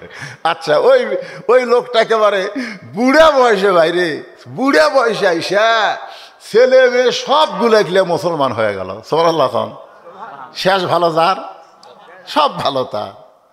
আল্লাহ রাসূল বলেছেন সারা জীবন ভগবান ভগবান ভগবান ভগবান করছে, আর মরার সময় লা ইলাহা ইল্লাল্লাহ বলে মারা গেছে। রাসূল বলেন শুধুমাত্র লা ইলাহা ইল্লাল্লাহ বলে মরার কারণে আমি আল্লাহর সারা জীবনের অপরাধকে মাফ করে দিবে। জোরে কোন সুবহানাল্লাহ।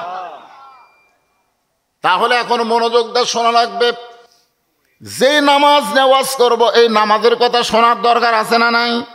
কারণ আমরা যে ঘরটার উন্নয়ন কল্পে মাহফিল করতেছি সেইটাই হলো নামাজের ঘর। জোরে কোন কিসের ঘর? এইটা বলার আগ দিয়া সামান্য ছোট্ট একটা আলোচনা করি। আলোচনাটা হলো, একবার উমর ফারুক রাদিয়াল্লাহু তাআলা জেরুজালেমে গেছিলেন। আপনার ঘটনা জানেন। জেরুজালেমের কিনারে যখন গেছেন, খ্রিস্টানেরা স্বাগতম জানার জন্য আইছে। তো উটের পিঠে যে মানুষটা বসে আছে তাকে হযরত উমর মনে করে এরকম একটা চৌকিয়া এনে, চৌকিয়ার নিচে একজন হামাগুড়ি দিয়ে বলতেছে, আমিরাল মুমিনিন সরাসরি উঠ থেকে নামতে আপনার কষ্ট হবে, তো এই জন্যে চৌকির উপর দিয়ে আমার পিঠের উপর পাও দিয়ে নামেন। তো উটের পিঠের মানুষ খালি ছোট বাচ্চার মতন কান্দে। জেরুজালেমের খ্রিস্টানরা বলতেছে, আমিরাল মুমিনিন আমরা কি বেয়াদবি করলাম, কান্দেন কেন? তো বলতেছে, আমি তো উমর না রে, আমি হলাম রাখাল, আর নিচে যে দড়ি ধরে আছে ওটা হলো উমর। খ্রিস্টানেরা কয় কি কম? রাখাল উটের পিঠে চড়ে আর রশি ধরে জমিনে হযরত উমর, এটা কেমনে হয়? রাখাল বলতেছে, আল্লাহর ইসলাম যদি মানে তাহলে এমনি সম্ভব হয়ে যায়। সমস্ত খ্রিস্টান কইল আর কিছু লাগবে না, মুসলমানের এই চরিত্র দেখে আমরা খ্রিস্টানকে কবর দিয়া মুসলমান হয়ে গেলাম। সব মুসলমান হয়ে গেছে, কিন্তু ওদের মধ্যে একটা বেকা। যেরকম কি বেকা বোঝেন না? কুত্তের ন্যাস বেকা না সোজা। পীর সাহেব বলতেছে, কি জন্য আমার কাছে এত ঘোরাঘুরি করিস? হুজুর গরিব মানুষ, সংসার চলে না, জিন হাজির করা শিক্ষা দেন। তো জিন হাজির করা শিক্ষা দিছে। ওই বাড়ির যা দোয়া দরুদ পড়ছে, জিন আছে। কি জন্য হাজির করছেন? বলে গরিব মানুষ ভাই, অনেক টাকার দরকার। তো জিন টাকা দিয়ে চলে গেছে। পরে আবার জিন হাজির করছে। জিন বলে কি জন্য ডাকতেছেন হুজুর? বলে আমার ভাঙ্গা বাড়ি চাঙ্গা করে দেওয়া লাগবে, দিছে। পরে জিন বলতেছে, হুজুর এখন কি করব? বলে এখন ভালো ভালো যত খাওয়া আছে হোটেল যা চুরি করে নিয়ে এসে আমাকে দে। জিন দিয়া বলে, হুজুর এখন কি করব? বলে এখন আর কোনো কাম নাই, তুই যা। না না না না, আপনি আমাকে হাজির করছেন, আমি তো যাবো না, কাম দেন। আমার তো কাম নাই রে, কি কাম দেব? কাম না থাকলে আপনার ঘাড় ভাঙবো। ওই পীরের কাছে মারছে দৌড়। পীর সাহেব কয় দৌড়াস কেন? বলে হুজুর জিন হাজির করার পারি, তার আবার তো পারি না, জিন খালি কাম চাই, কি কাম দিব, আমার তার কোনো কাম নেই। বলে জিন কোথায়? ওই যে আসতেছে, আমার ঘাড় ভাঙবি, আসুক। জিন যে আইছে, এই মুরিদের কাম নাই কিন্তু আমার কাম আছে। বলে তাহলে কাজ দেন। বলে যা কুত্তের বেকা না সোজা কর যা।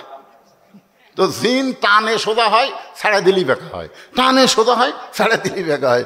জিন কয় আল্লাহ রে, কিয়ামত হয়ে যাবে, এই কাম তো কোনোদিন শেষ হবি না। এরকম কুত্তের নেজের মতন কিছু শ্রোতা কোরআনের মাহফিলে থাকে। জোরে কোন কথা ঠিক কি না? আপনি যতই ওয়াজ করেন, ওয়াজের আগেও বেকা, ওয়াজের পরেও বেকা।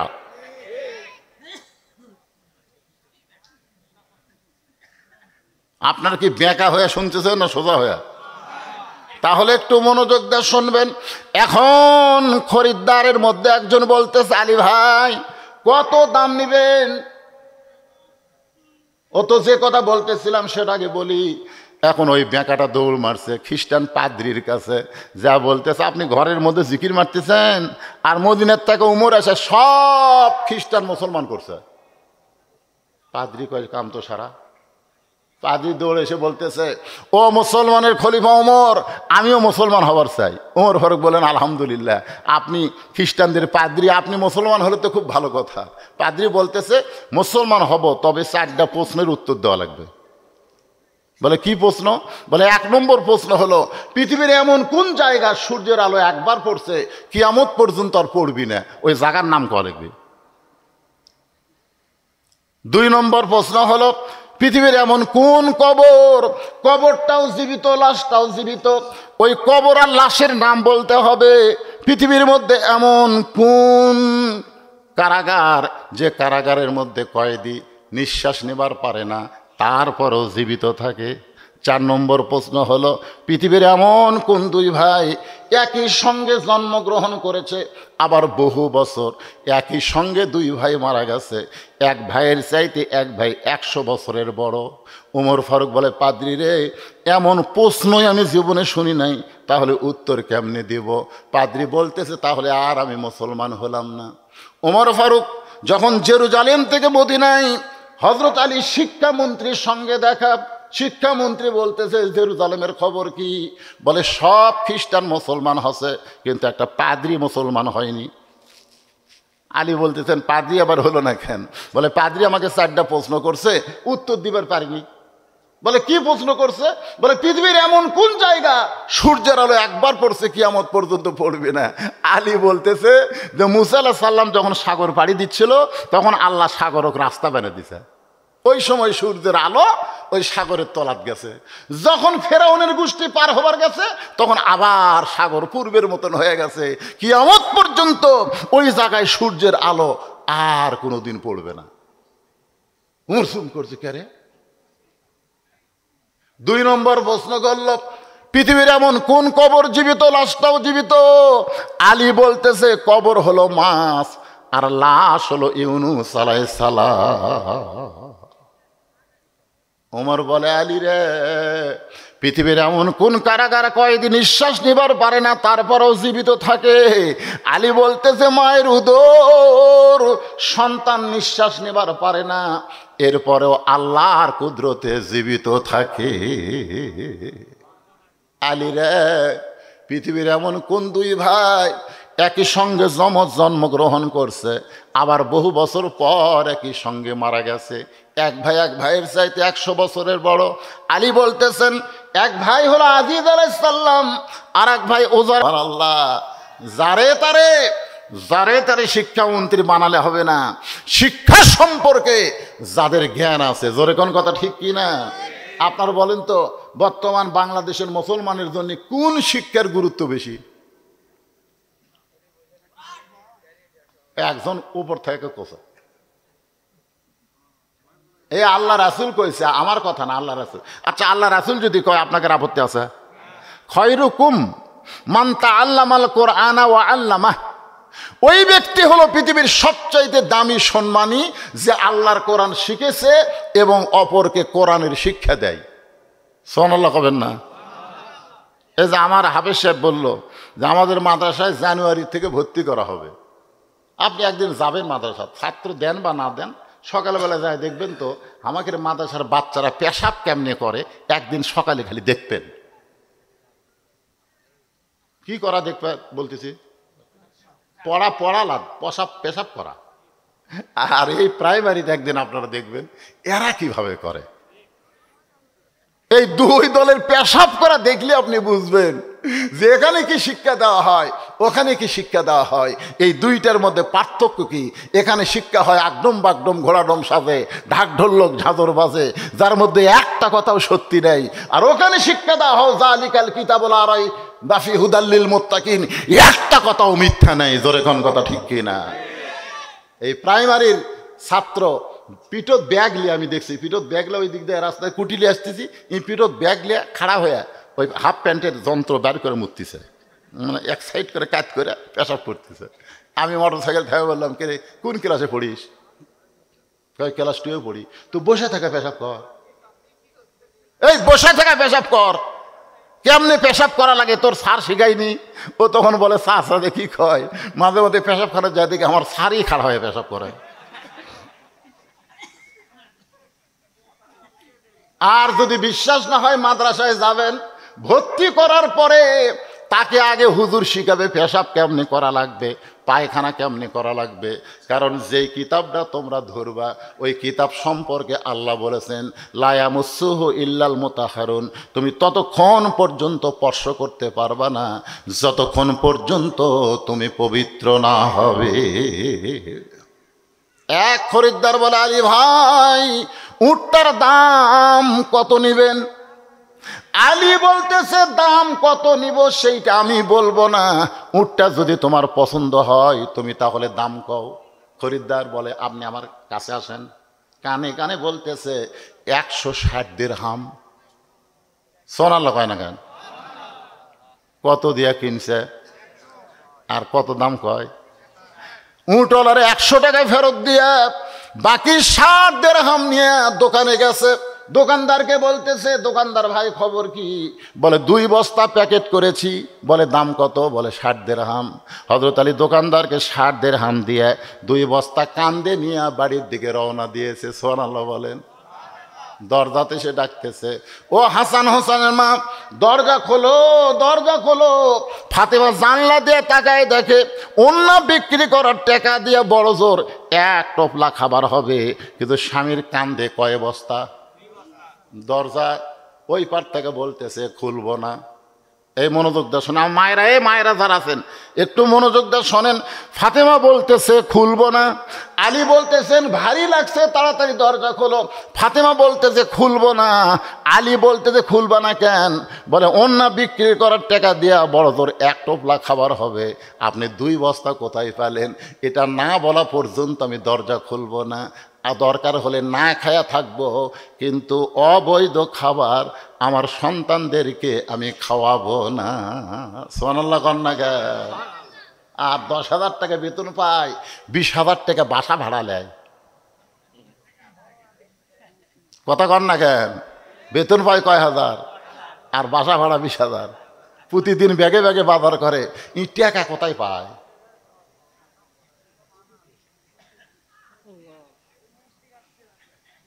বউ যদি বলতো আপনি 10,000 টাকা বেতন পান, 3,000 টাকা টিন শেড বাসা নেন, 7,000 টাকা হালাল ভাবে খাবো, একটা স্বামীও দুর্নীতি করতো না। জোরে কোন কথা ঠিক কিনা? কিন্তু বইয়েরা কয় এই মালা পুরানো হয়ে গেছে, নতুন একটা মালা চাই। এটা একটা খাট হলো, একটা ডিজিটাল খাট কিনা লাগবে। এখন স্বামী কি করবি? কেরানি মানুষ, ঘুষ খাওয়া ছাড়া বুদ্ধি আছে? ফাতেমা বলতেছে অন্য বিক্রি করার টাকা দিয়ে বড় জোর 1 টোপলা খাবার হবে, আপনি 2 বস্তা খাবার কোথায় পেলেন? না বলা পর্যন্ত দরজা খুলবো না। আলী বলতেছে আগে দরজা খোলো তারপরে বলবো। ফাতেমা বলতেছে আগে বলেন তারপরে দরজা খুলবো। আলী বলতেছে আগে খোলো তারপরে বলবো। স্বামী স্ত্রীর মধ্যে কি জিদ? জিদ বোঝেন না? ফাতেমা বলতেছে আগে বলেন, আলী বলতেছে আগে খোলো।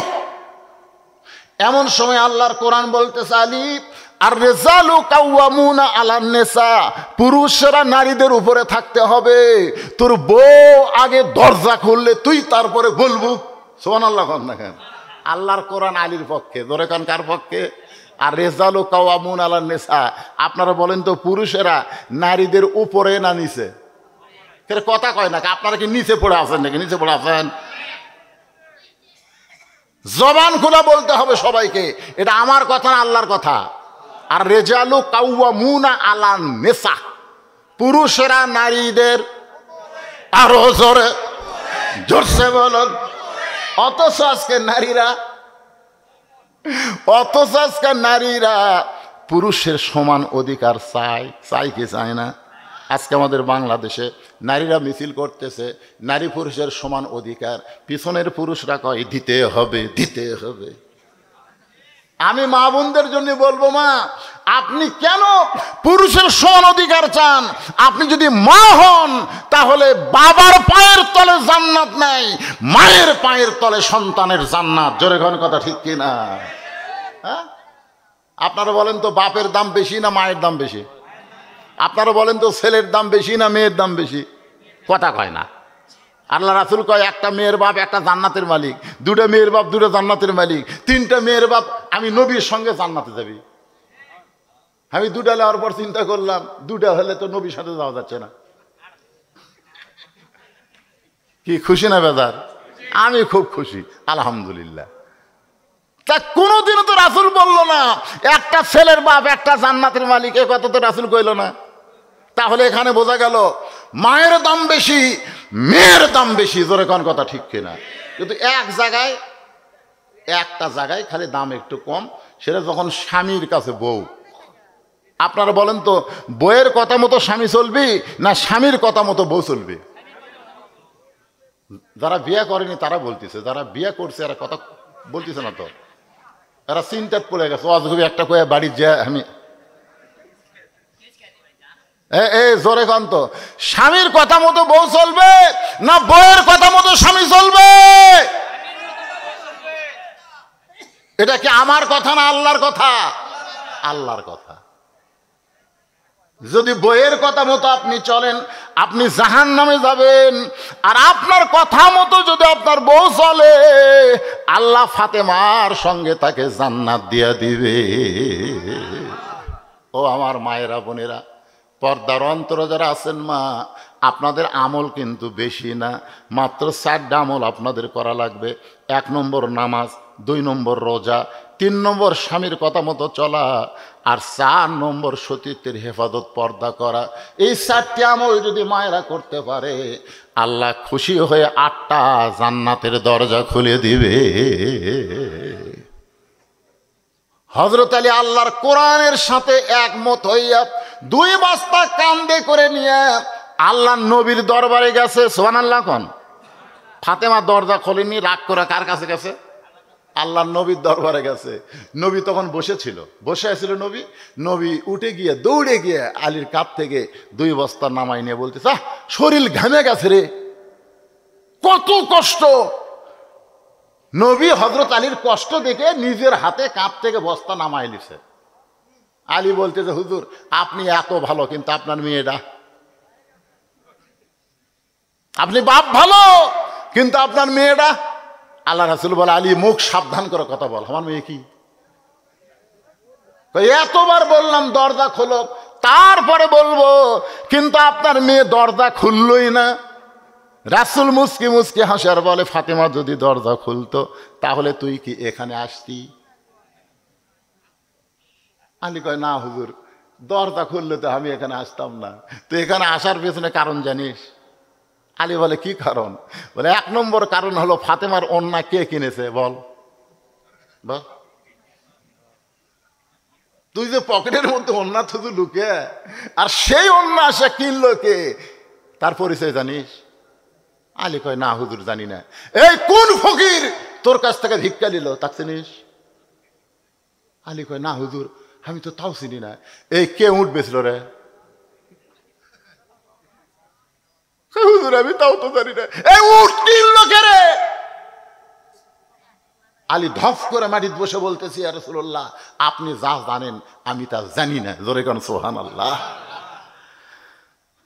রাসূল বলে, আলী আমার মেয়ে রে, ওটা আমার মেয়ে। সুবহানাল্লাহ কন না? মেয়েটা কার? কার মেয়ে? কথা কন না, কার মেয়ে? আল্লাহ রাসূলের মেয়ে। জোহরের নামাজ পড়ে রাসূল গেছে ফাতেমার দরজায়। ফাতেমা দরজা খোলো। ফাতেমা দরজায় কান্দে আর বলে, বাবা ফেরত যান। নবী চমকে গিয়ে বলে, ফাতেমা আমি তোমার বাবা, আর আমি দরজা খুলতে বলি তুমি ফেরত যাবার কও। ফাতেমা বলতেছে, এখন দরজা খোলার সময় নাই। রাসূল মনটা ভার করে চলে গেল। আসরের নামাজের পরে নবী আবার আইছে ফাতেমার দরজায়, সালাম দিয়ে বলে, ফাতেমা দরজা খোল। ফাতেমা বলতেছে, বাবা দরজা খোলা যাবে না। রাসূল কান্দের বলে, ফাতেমা আমি তোমার বাবা হইয়া দরজায় ডাকতেছি আর তুমি দরজা খুলবা না। ফাতেমা বলতেছে, বাবা আপনি কি জানেন মেয়ে যখন বড় হয় তখন মেয়ের কাছে বাবা আসলে হুকুম নেওয়া লাগবে। এখন আমার পরনে এমন একটা কাপড় বাবা, যে কাপড় ওপর দিকে তুললে নিচের দিকে বের হয়ে যায়, আর নিচের দিকে নামাইলে ওপর দিকে বের হয়ে যায়। এ অবস্থায় আমি আপনার জন্য দরজা খুলতে পারবো না।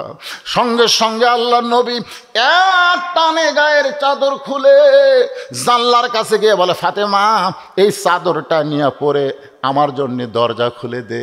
নবীর গায়ের চাদর ফাতেমা পরার পরে যখন দরজা খুলে দেয়, আল্লাহ রাসূল ফাতেমার হাত ধরে একটা চুমু দিয়ে বলে, ফাতেমা 33 বার সুবহানাল্লাহ, 33 বার আলহামদুলিল্লাহ, 34 বার আল্লাহু আকবার জিকির কর। এই দুনিয়ার কষ্ট কষ্ট না, আল্লাহ তোকে সাইদাতুন নিসাই আহলেল জান্নাহ, জান্নাতি নারীদের নেত্রী বানায়া দিবে। আমার মায়েরা যারা পর্দার অন্তর আছেন, মা একটু মনোযোগ দিয়ে শুনবেন। ফাতেমা বড় পর্দা নিশি ছিল, নিজের বাবার জন্যও দরজা খুলতে চায় না শরীরের কাপড় ঠিক না থাকলে।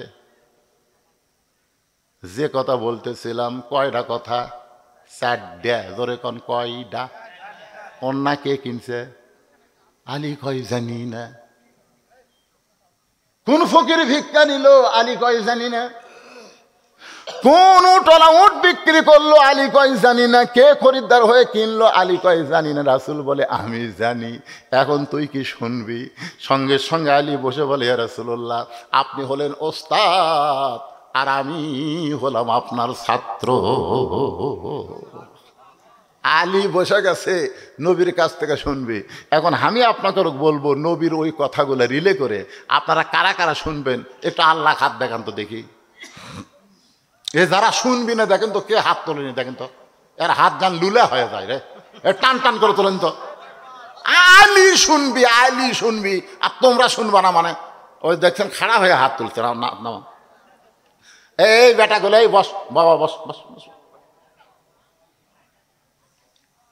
আমি না বলে আপনাদের এলাকার ছেলে আপনাদের সঙ্গে ওয়াদা খেলাপ করবো না, আমি বলবোই। কারণ আমি কি আপনাকে ছেলে না? কতক্ষণ আপনাকে ছেলে না? অবশ্যই বলবো। কিন্তু তার আগ দিয়ে এই মসজিদের কিছু কি কি লাগবে রে? মসজিদের ফদ্দি দাও। মাজা গোটালি মাটি আছে, মাজা আছে, বালু, বালুর মধ্যে নামাজ হবে। আপনার গোসলখানা পায়খানা পাকা করলেন, আর আল্লাহ নবীর ঘরের মাজা বালুরে। এই বালু মাজা পাকা করার জন্য 1000 ইট দিবে কোন আল্লাহর পাগল? দুনিয়ার আল্লাহর ঘর দিবে, আল্লাহ তাকে জান্নাতের একটা ঘর বানায় দিবে। জোরে কোন সুবহানাল্লাহ। 1000 ইট। এই এতগুলো মানুষের মধ্যে 1000 ইট দিবেন কোন আল্লাহর পাগল? বেশি হয়নি কিন্তু। আপনি যখন 1000 ইট নিয়ত করবেন, আল্লাহ কয় তোর আমল নামা একটা হজ লিখলাম, যা। কোত্থেকে টাকা আমি তোকে দেবো তুই বুঝতে পারবো না। আলী যদি আল্লাহর সাথে সাথে 6 টাকার জন্য 60 টাকা দেয়, আল্লাহকে আপনাকে দিতে পারবি না? যখন পারবি কে? পারবে না। ওই বালু মাজা ইট করা লাগবে, 1000 ইট দিবেন কে? হাত তোলেন। আগে ইটটাই তুলি তো 1000। একবারে কি অত চাপ দিল? চাপের চোটে চেপা হয়ে যাবি। এই মেম্বার সাহেব কোটি লিটন কোটি গেল? 1000 কি? লিল্লাহে তাকবীর। আজকের মাহফিলের সম্মানিত সভাপতি আমার চাচা 1001 নম্বর ইট। জোরে কোন মারহাবা।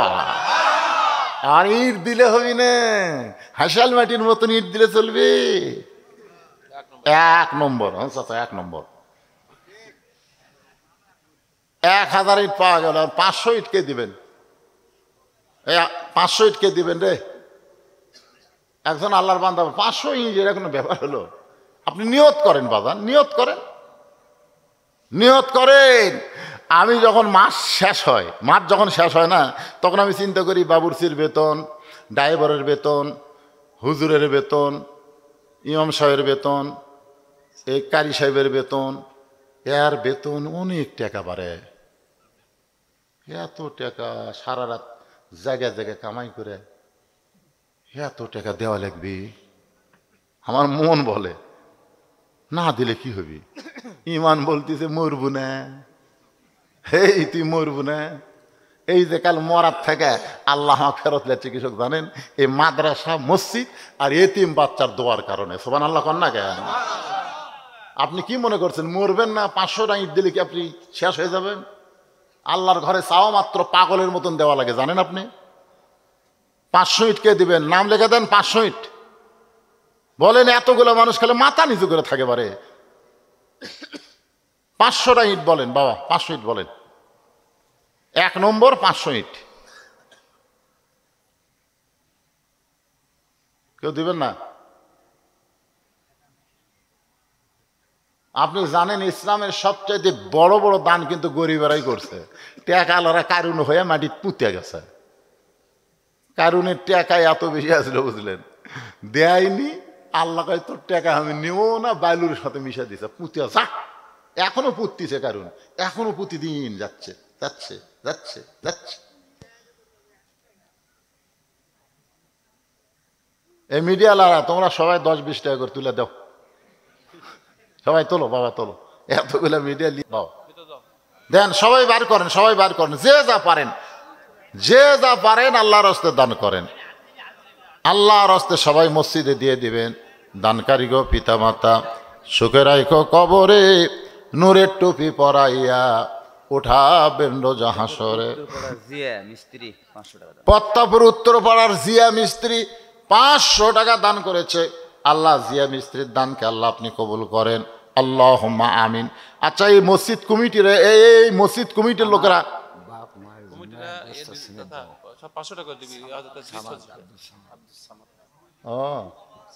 বাপ মা সবার জন্য 500 টাকা 1 বস্তা সিমেন্ট করবে।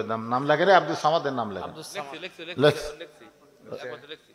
এই মসজিদ কমিটির সদস্য আছে, তার সব 500 টাকা দিবে। সেদিন মিটিং করে কত মঙ্গলবার সব টাকা দিয়ে দিবে। মাশাআল্লাহ, আগেই কাম হয়ে গেছে। আসলে আমরা কিন্তু ভালো ভালো বাসে চললে কাউন্টারে টিকিট হয়, ঠিক কিনা বলেন? আমার চাচা বলতেছে মসজিদ কমিটির যারা সদস্য তারা সবাই 500 করে টাকা দান করবে, 10 জন 1000 করে, আর বাদ বাকি মঙ্গলবার দিনই তারা দিবে ইনশাল্লাহ। আগামী মঙ্গলবার দিবে। আজ রোববার, কাল সোমবার, মঙ্গলবার। তো মেম্বার সাহেব কোথায় গেল? বার এই ওয়ার্ডের মেম্বার আসে না কেন? হ্যাঁ, তো মেম্বার ওঠে না কেন? মেম্বার সাহেব দাও। কালিশপুরে আইজুল মিস্ত্রি 1000 টাকা দান করবে। আল্লাহ আইজুল মিস্ত্রির দানকে আল্লাহ আপনি কবুল করেন, আল্লাহুম্মা আমিন। এই মাঝখানে এরা কি আদায় করতেছে? হ্যাঁ, আদায় গামছা ধরেনি, কাত করে আদায় করে রে না। ওটা দেবে না, কেউ উঠবে না। 4টে ওয়াজ থুসে ওঠে নাকি? কেউ উঠবি না? একটু মাজা টাদা সোজা করতেছে। এই দে মাশাআল্লাহ, মাশাআল্লাহ।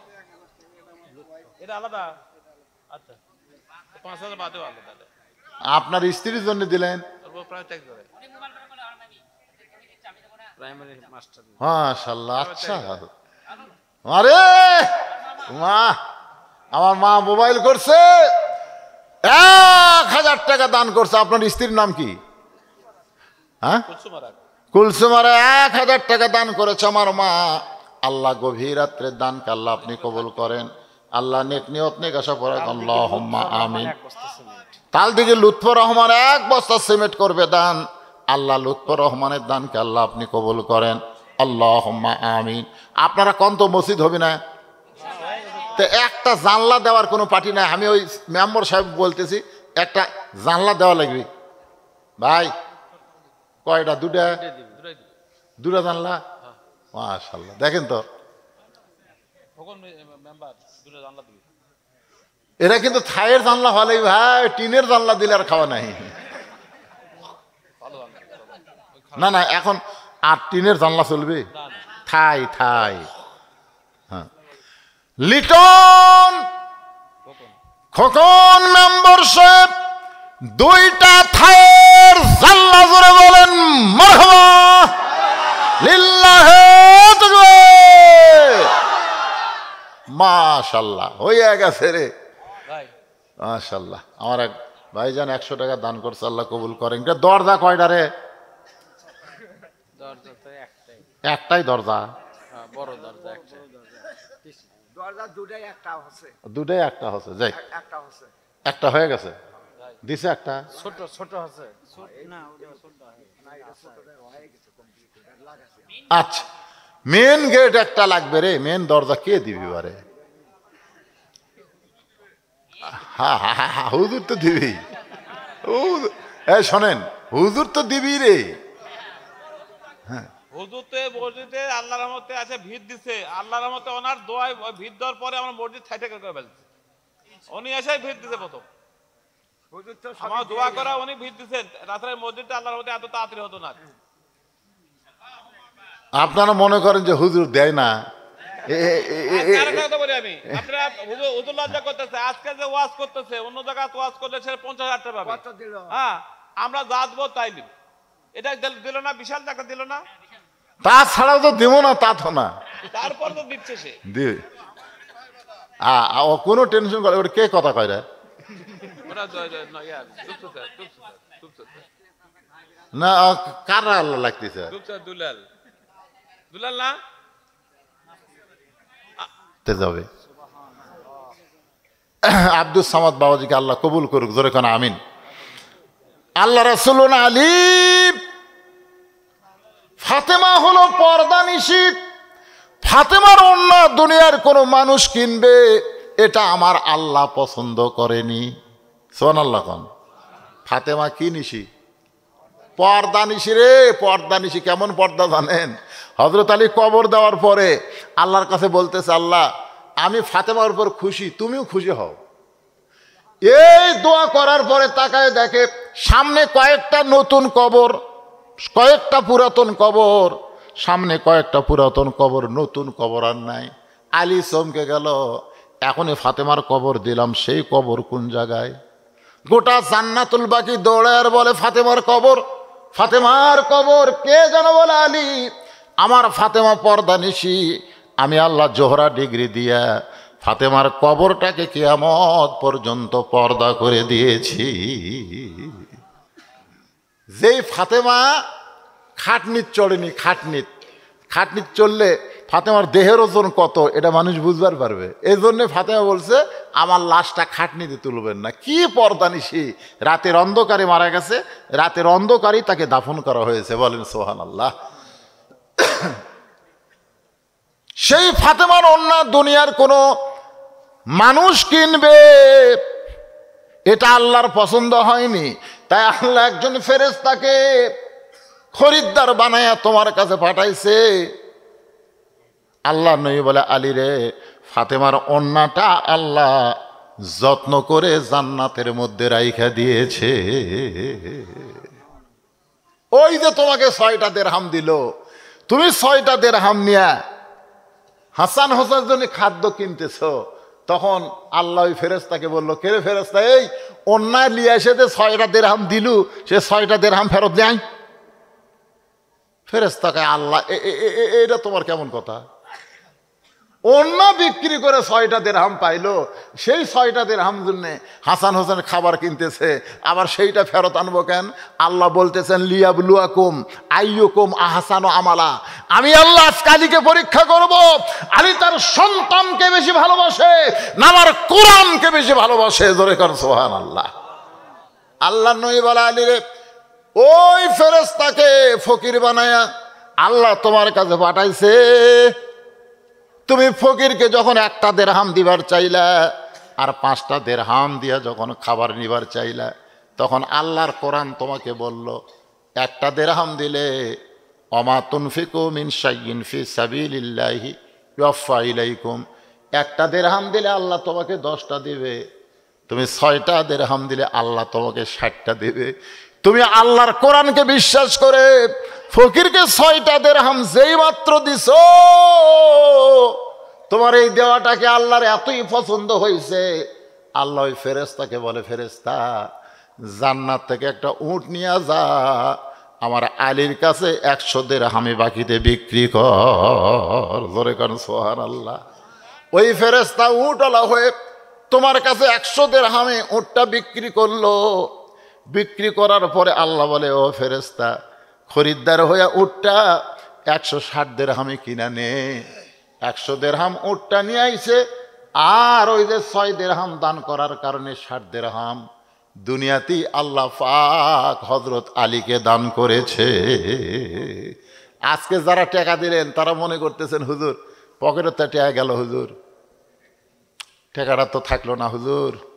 কিন্তু আপনি জানেন আগামীকাল হয়তো আপনার স্ত্রী গোসল করবার যায়, টাই চালা গোসলখানা, পাও পিছলে খেয়ে পড়ে মালুই ঘুরে দেবি, তখন আপনার ওই 100 টাকার খাওয়া আছে, এ কথা কন না কেন, 100 টাকার খাওয়া আছে, তখন লাগবে হাজার হাজার টাকা।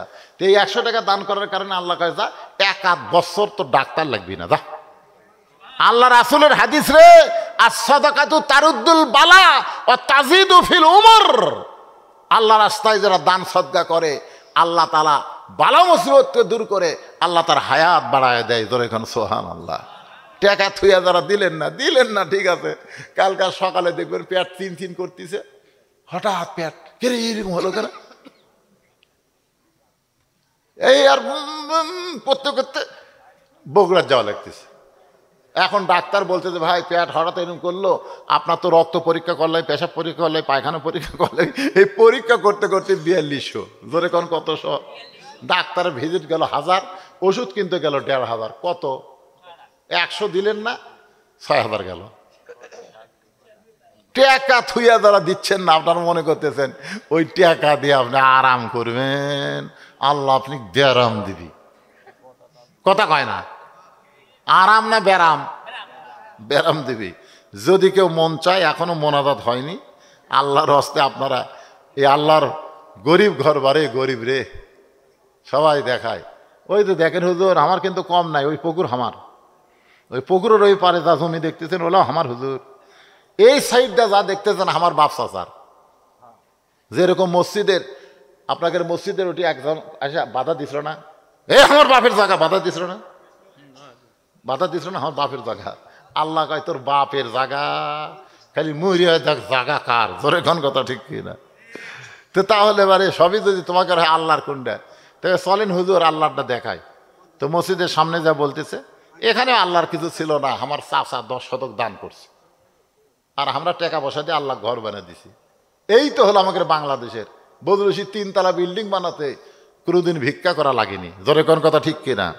7 তলা 5 তলা বিল্ডিং বানাতে আপনারা কোনোদিন বলছেন ভাই আমার 10 বস্তা সিমেন্ট লাগবি ভাই, আমি 3 তালা বানাইছি, এখন 7 তালা বানাবার চাই, জনগণ জুতে মারবি, তুই তোর বাড়ি বানাচ্ছ ভিক্ষা। একটাই ভিক্ষা করে মানুষকে জান্নাত দেওয়ার জন্যে মসজিদ। জোরে কোন সুবহানাল্লাহ। কারণ সকলে মিলেমিশে 10, 20, 50, 100 টাকা দিয়ে তারা যেন জান্নাতে একটা ঘর পায়। আল্লাহ যেন সেই তৌফিক আমাদের সবাইকে দান করে। সকলে বলে আল্লাহুম্মা আমিন। আস্তাগফিরুল্লাহ পড়েন, আস্তাগফিরুল্লাহ রব্বি মিন কুল্লি জামমি ওয়া তুবু ইলাইহি লা হাওলা ওয়ালা কুওয়াতা ইল্লা বিল্লাহিল আলিয়্যিল আযীম। জি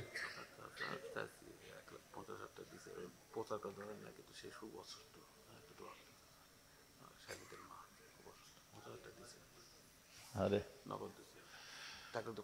আচ্ছা ঠিক আছে, একজন অসুস্থ মানুষ 50,000 টাকা দিছে, নাম বলার দরকার নেই, আমরা প্রাণ ভরে দোয়া করবো আল্লাহ যেন তাকে পুরোপুরি সুস্থতা দান করে। জি দিয়ে দিছে 50,000, অসুস্থ, খুবই অসুস্থ, আমরা তার জন্য দোয়া করবো না? নাম বলার দরকার নাই ভাইজান, সবাই হাত তুলে আল্লাহুম্মা আমিন। আল্লাহ আমরা এতদিন বলতাম হিন্দু পাড়া, আর হিন্দু পাড়া নাই, এখন মুসলিম পাড়া হয়ে গেছে। আল্লাহ তোমার ঘর হয়ে গেছে। আল্লাহ তোমার ঘরের উন্নয়ন কল্পে আজকের এই জান্নাতের বাগান হঠাৎ লাগছে। আল্লাহ সময় দেওয়া যায়নি, প্রচার বেশি হয়নি। আল্লাহ তারপরেও তোমার এই যে হাজারো বান্দা বান্দি আজকে জান্নাতের বাগানে হাজির হয়েছে। দীর্ঘ সময় পর্যন্ত আল্লাহ তোমার ঘর মসজিদ, তোমার ঘরে দান করলে কি সওয়াব, এর উপর আলোচনা করেছে। আল্লাহ আল্লাহ মেহেরবানি করে আজকের এই মাহফিল আমাদের সকলের হেদায়েতের জন্য, নাজাতের জন্য, জান্নাতের জন্য আল্লাহ তুমি কবুল করো। আল্লাহ এই মাহফিলের শুরু থেকে শেষ পর্যন্ত যত আলোচনা হয়েছে আল্লাহ, এর মধ্যে যদি ত্রুটি হয়, ভুল হয়, মাফ করে দাও। এর যা হাদিয়া মঞ্জুর করো সোনার মদিনায় নবী পাকের রওজা মোবারকে আল্লাহ তুমি কবুল করে নাও। তামাম আম্বিয়ায়ে কেরাম, আসহাবে কেরাম, তাবিঈন কেরাম, তাবা তাবিঈন কেরাম, তামাম পৃথিবীর মাটির নিচে যত মুমিন মুমিনা শুয়ে আছে আল্লাহ সকলের আরওয়াহ আর হাদিয়া কবুল করো। আল্লাহ আমরা যারা হাত তুলেছি, আমাদের জনম দুঃখনী মা বাবা যাদের কবরে চলে গেছে, আমার চাচার একমাত্র ছেলে সে দুনিয়া থেকে বিদায় হয়ে গেছে। আল্লাহ এছাড়া আমাদের অনেকের স্ত্রী, অনেকের শ্বশুর শাশুড়ি দুনিয়া থেকে কবরে চলে গেছে। আল্লাহ মেহেরবানি করে সব কবরগুলোকে জান্নাতের টুকরা বানিয়ে দাও। আল্লাহ তোমার ঘর মসজিদে নগদে বাকিতে যারা দান করেছে আল্লাহ সকলের দানগুলোকে জান্নাতের বিনিময় হিসাবে কবুল করে নাও। আল্লাহ এই মসজিদে জানলা দিয়েছে, দরজা দিয়েছে, এমনকি অসুস্থ একজন মা আমার গোপনে 50,000 টাকা দান করেছে। আল্লাহ মেহেরবানি করে তার জন্য সুস্থতা দোয়া করি। আল্লাহ তাকে পুরাপুরি সুস্থতা দান করে দাও।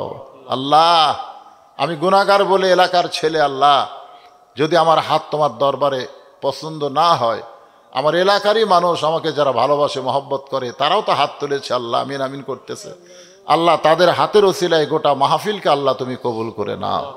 আল্লাহ আজকের মাহফিলের সম্মানিত সভাপতি আমার চাচাকে আল্লাহ তুমি কবুল করো। আজকের মাহফিলের সহসভাপতি আসতে পারে নাই, কেন পারে নাই জানি না, যদি অসুস্থ হয় আল্লাহ তুমি তাকে সুস্থ করো। আল্লাহ আজকের এই মাহফিলে আলেম ওলামা, হাফিজ, কারি, ইমাম, মুয়াজ্জিন, হাজি সাহেব, যুবক, কচিকাঁচা, পর্দার অন্তরালের মা বোনেরা যারা আলোচনা শুনলো, টাকাও দান করলো, আল্লাহ মা বোনদেরকে আল্লাহ মা ফাতেমার সঙ্গে কবুল করো। আল্লাহ আল্লাহ যেই যুবকেরা অল্প দিনের মধ্যে কষ্ট করে এই জান্নাতের বাগান লাগাইছে আল্লাহ, আল্লাহ প্রতাপপুর পশ্চিম পাড়ার আল্লাহ এই যুবকগুলোকে তুমি 5 ওয়াক্ত নামাজি হিসাবে কবুল করো। আল্লাহ এরা আবার সবারকে হাতে তবারক দিচ্ছে। আল্লাহ এই তবারককে আল্লাহ তুমি পবিত্র খাদ্য হিসাবে কবুল করে নাও। আল্লাহ তবারকের জন্য যারা চাল ডাল দান করেছে আল্লাহ তাদেরকে তুমি কবুল করো। আল্লাহ গোটা মাহফিলকে কবুল করো। প্রত্যেক বছর এই স্কুলে, এই ময়দানে, কলেজ ময়দানে, হাই স্কুল ময়দানে যেন একটা কোরআনের মাহফিল হয় আল্লাহ, এমন ইমানি শক্তি এদেরকে তুমি দান করে দাও। আল্লাহ সুবহান রাব্বিকা রব্বিল ইজ্জাতি আম্মা ইয়াসিফুন ওয়াস সালামুন আলাল মুরসালিন। একটা দোয়া আমাদের করতে হবে, এটা করা আমাদের জন্য ওয়াজিব হয়ে গেছে। আল্লাহ ফিলিস্তিনের মুসলমানকে তুমি হেফাজত করো। আল্লাহ বাংলাদেশের বর্তমান প্রধানমন্ত্রী ফিলিস্তিনের জন্য সহানুভূতি জানায় সেখানে খাদ্য পাঠায় দিছে। আল্লাহ আমরা বাংলার মুসলমান ফিলিস্তিনে যাওয়ার পারি না আল্লাহ, কিন্তু ফিলিস্তিনের মুসলমানের রক্ত আমাদেরকে বড় কষ্ট দেয়। আল্লাহ আল্লাহ তুমি আবাবিল পাখি দিয়া কাবাঘরকে হেফাজত করেছো। আল্লাহ সব ক্ষমতা তোমার হাতে। আল্লাহ ফিলিস্তিনকে তুমি হেফাজত করো, বাইতুল মুকাদ্দাসকে তুমি হেফাজত করো। আল্লাহ সুবহান রাব্বিকা রব্বিল ইজ্জাতি আম্মা ইয়াসিফুন ওয়াস সালামুন আলাল মুরসালিন আলহামদুলিল্লাহি রাব্বিল আলামিন ওয়াজাল আখিরাতি কালিমাতুনা ইনদাল মাউত লা ইলাহা ইল্লাল্লাহু মুহাম্মাদুর রাসূলুল্লাহ।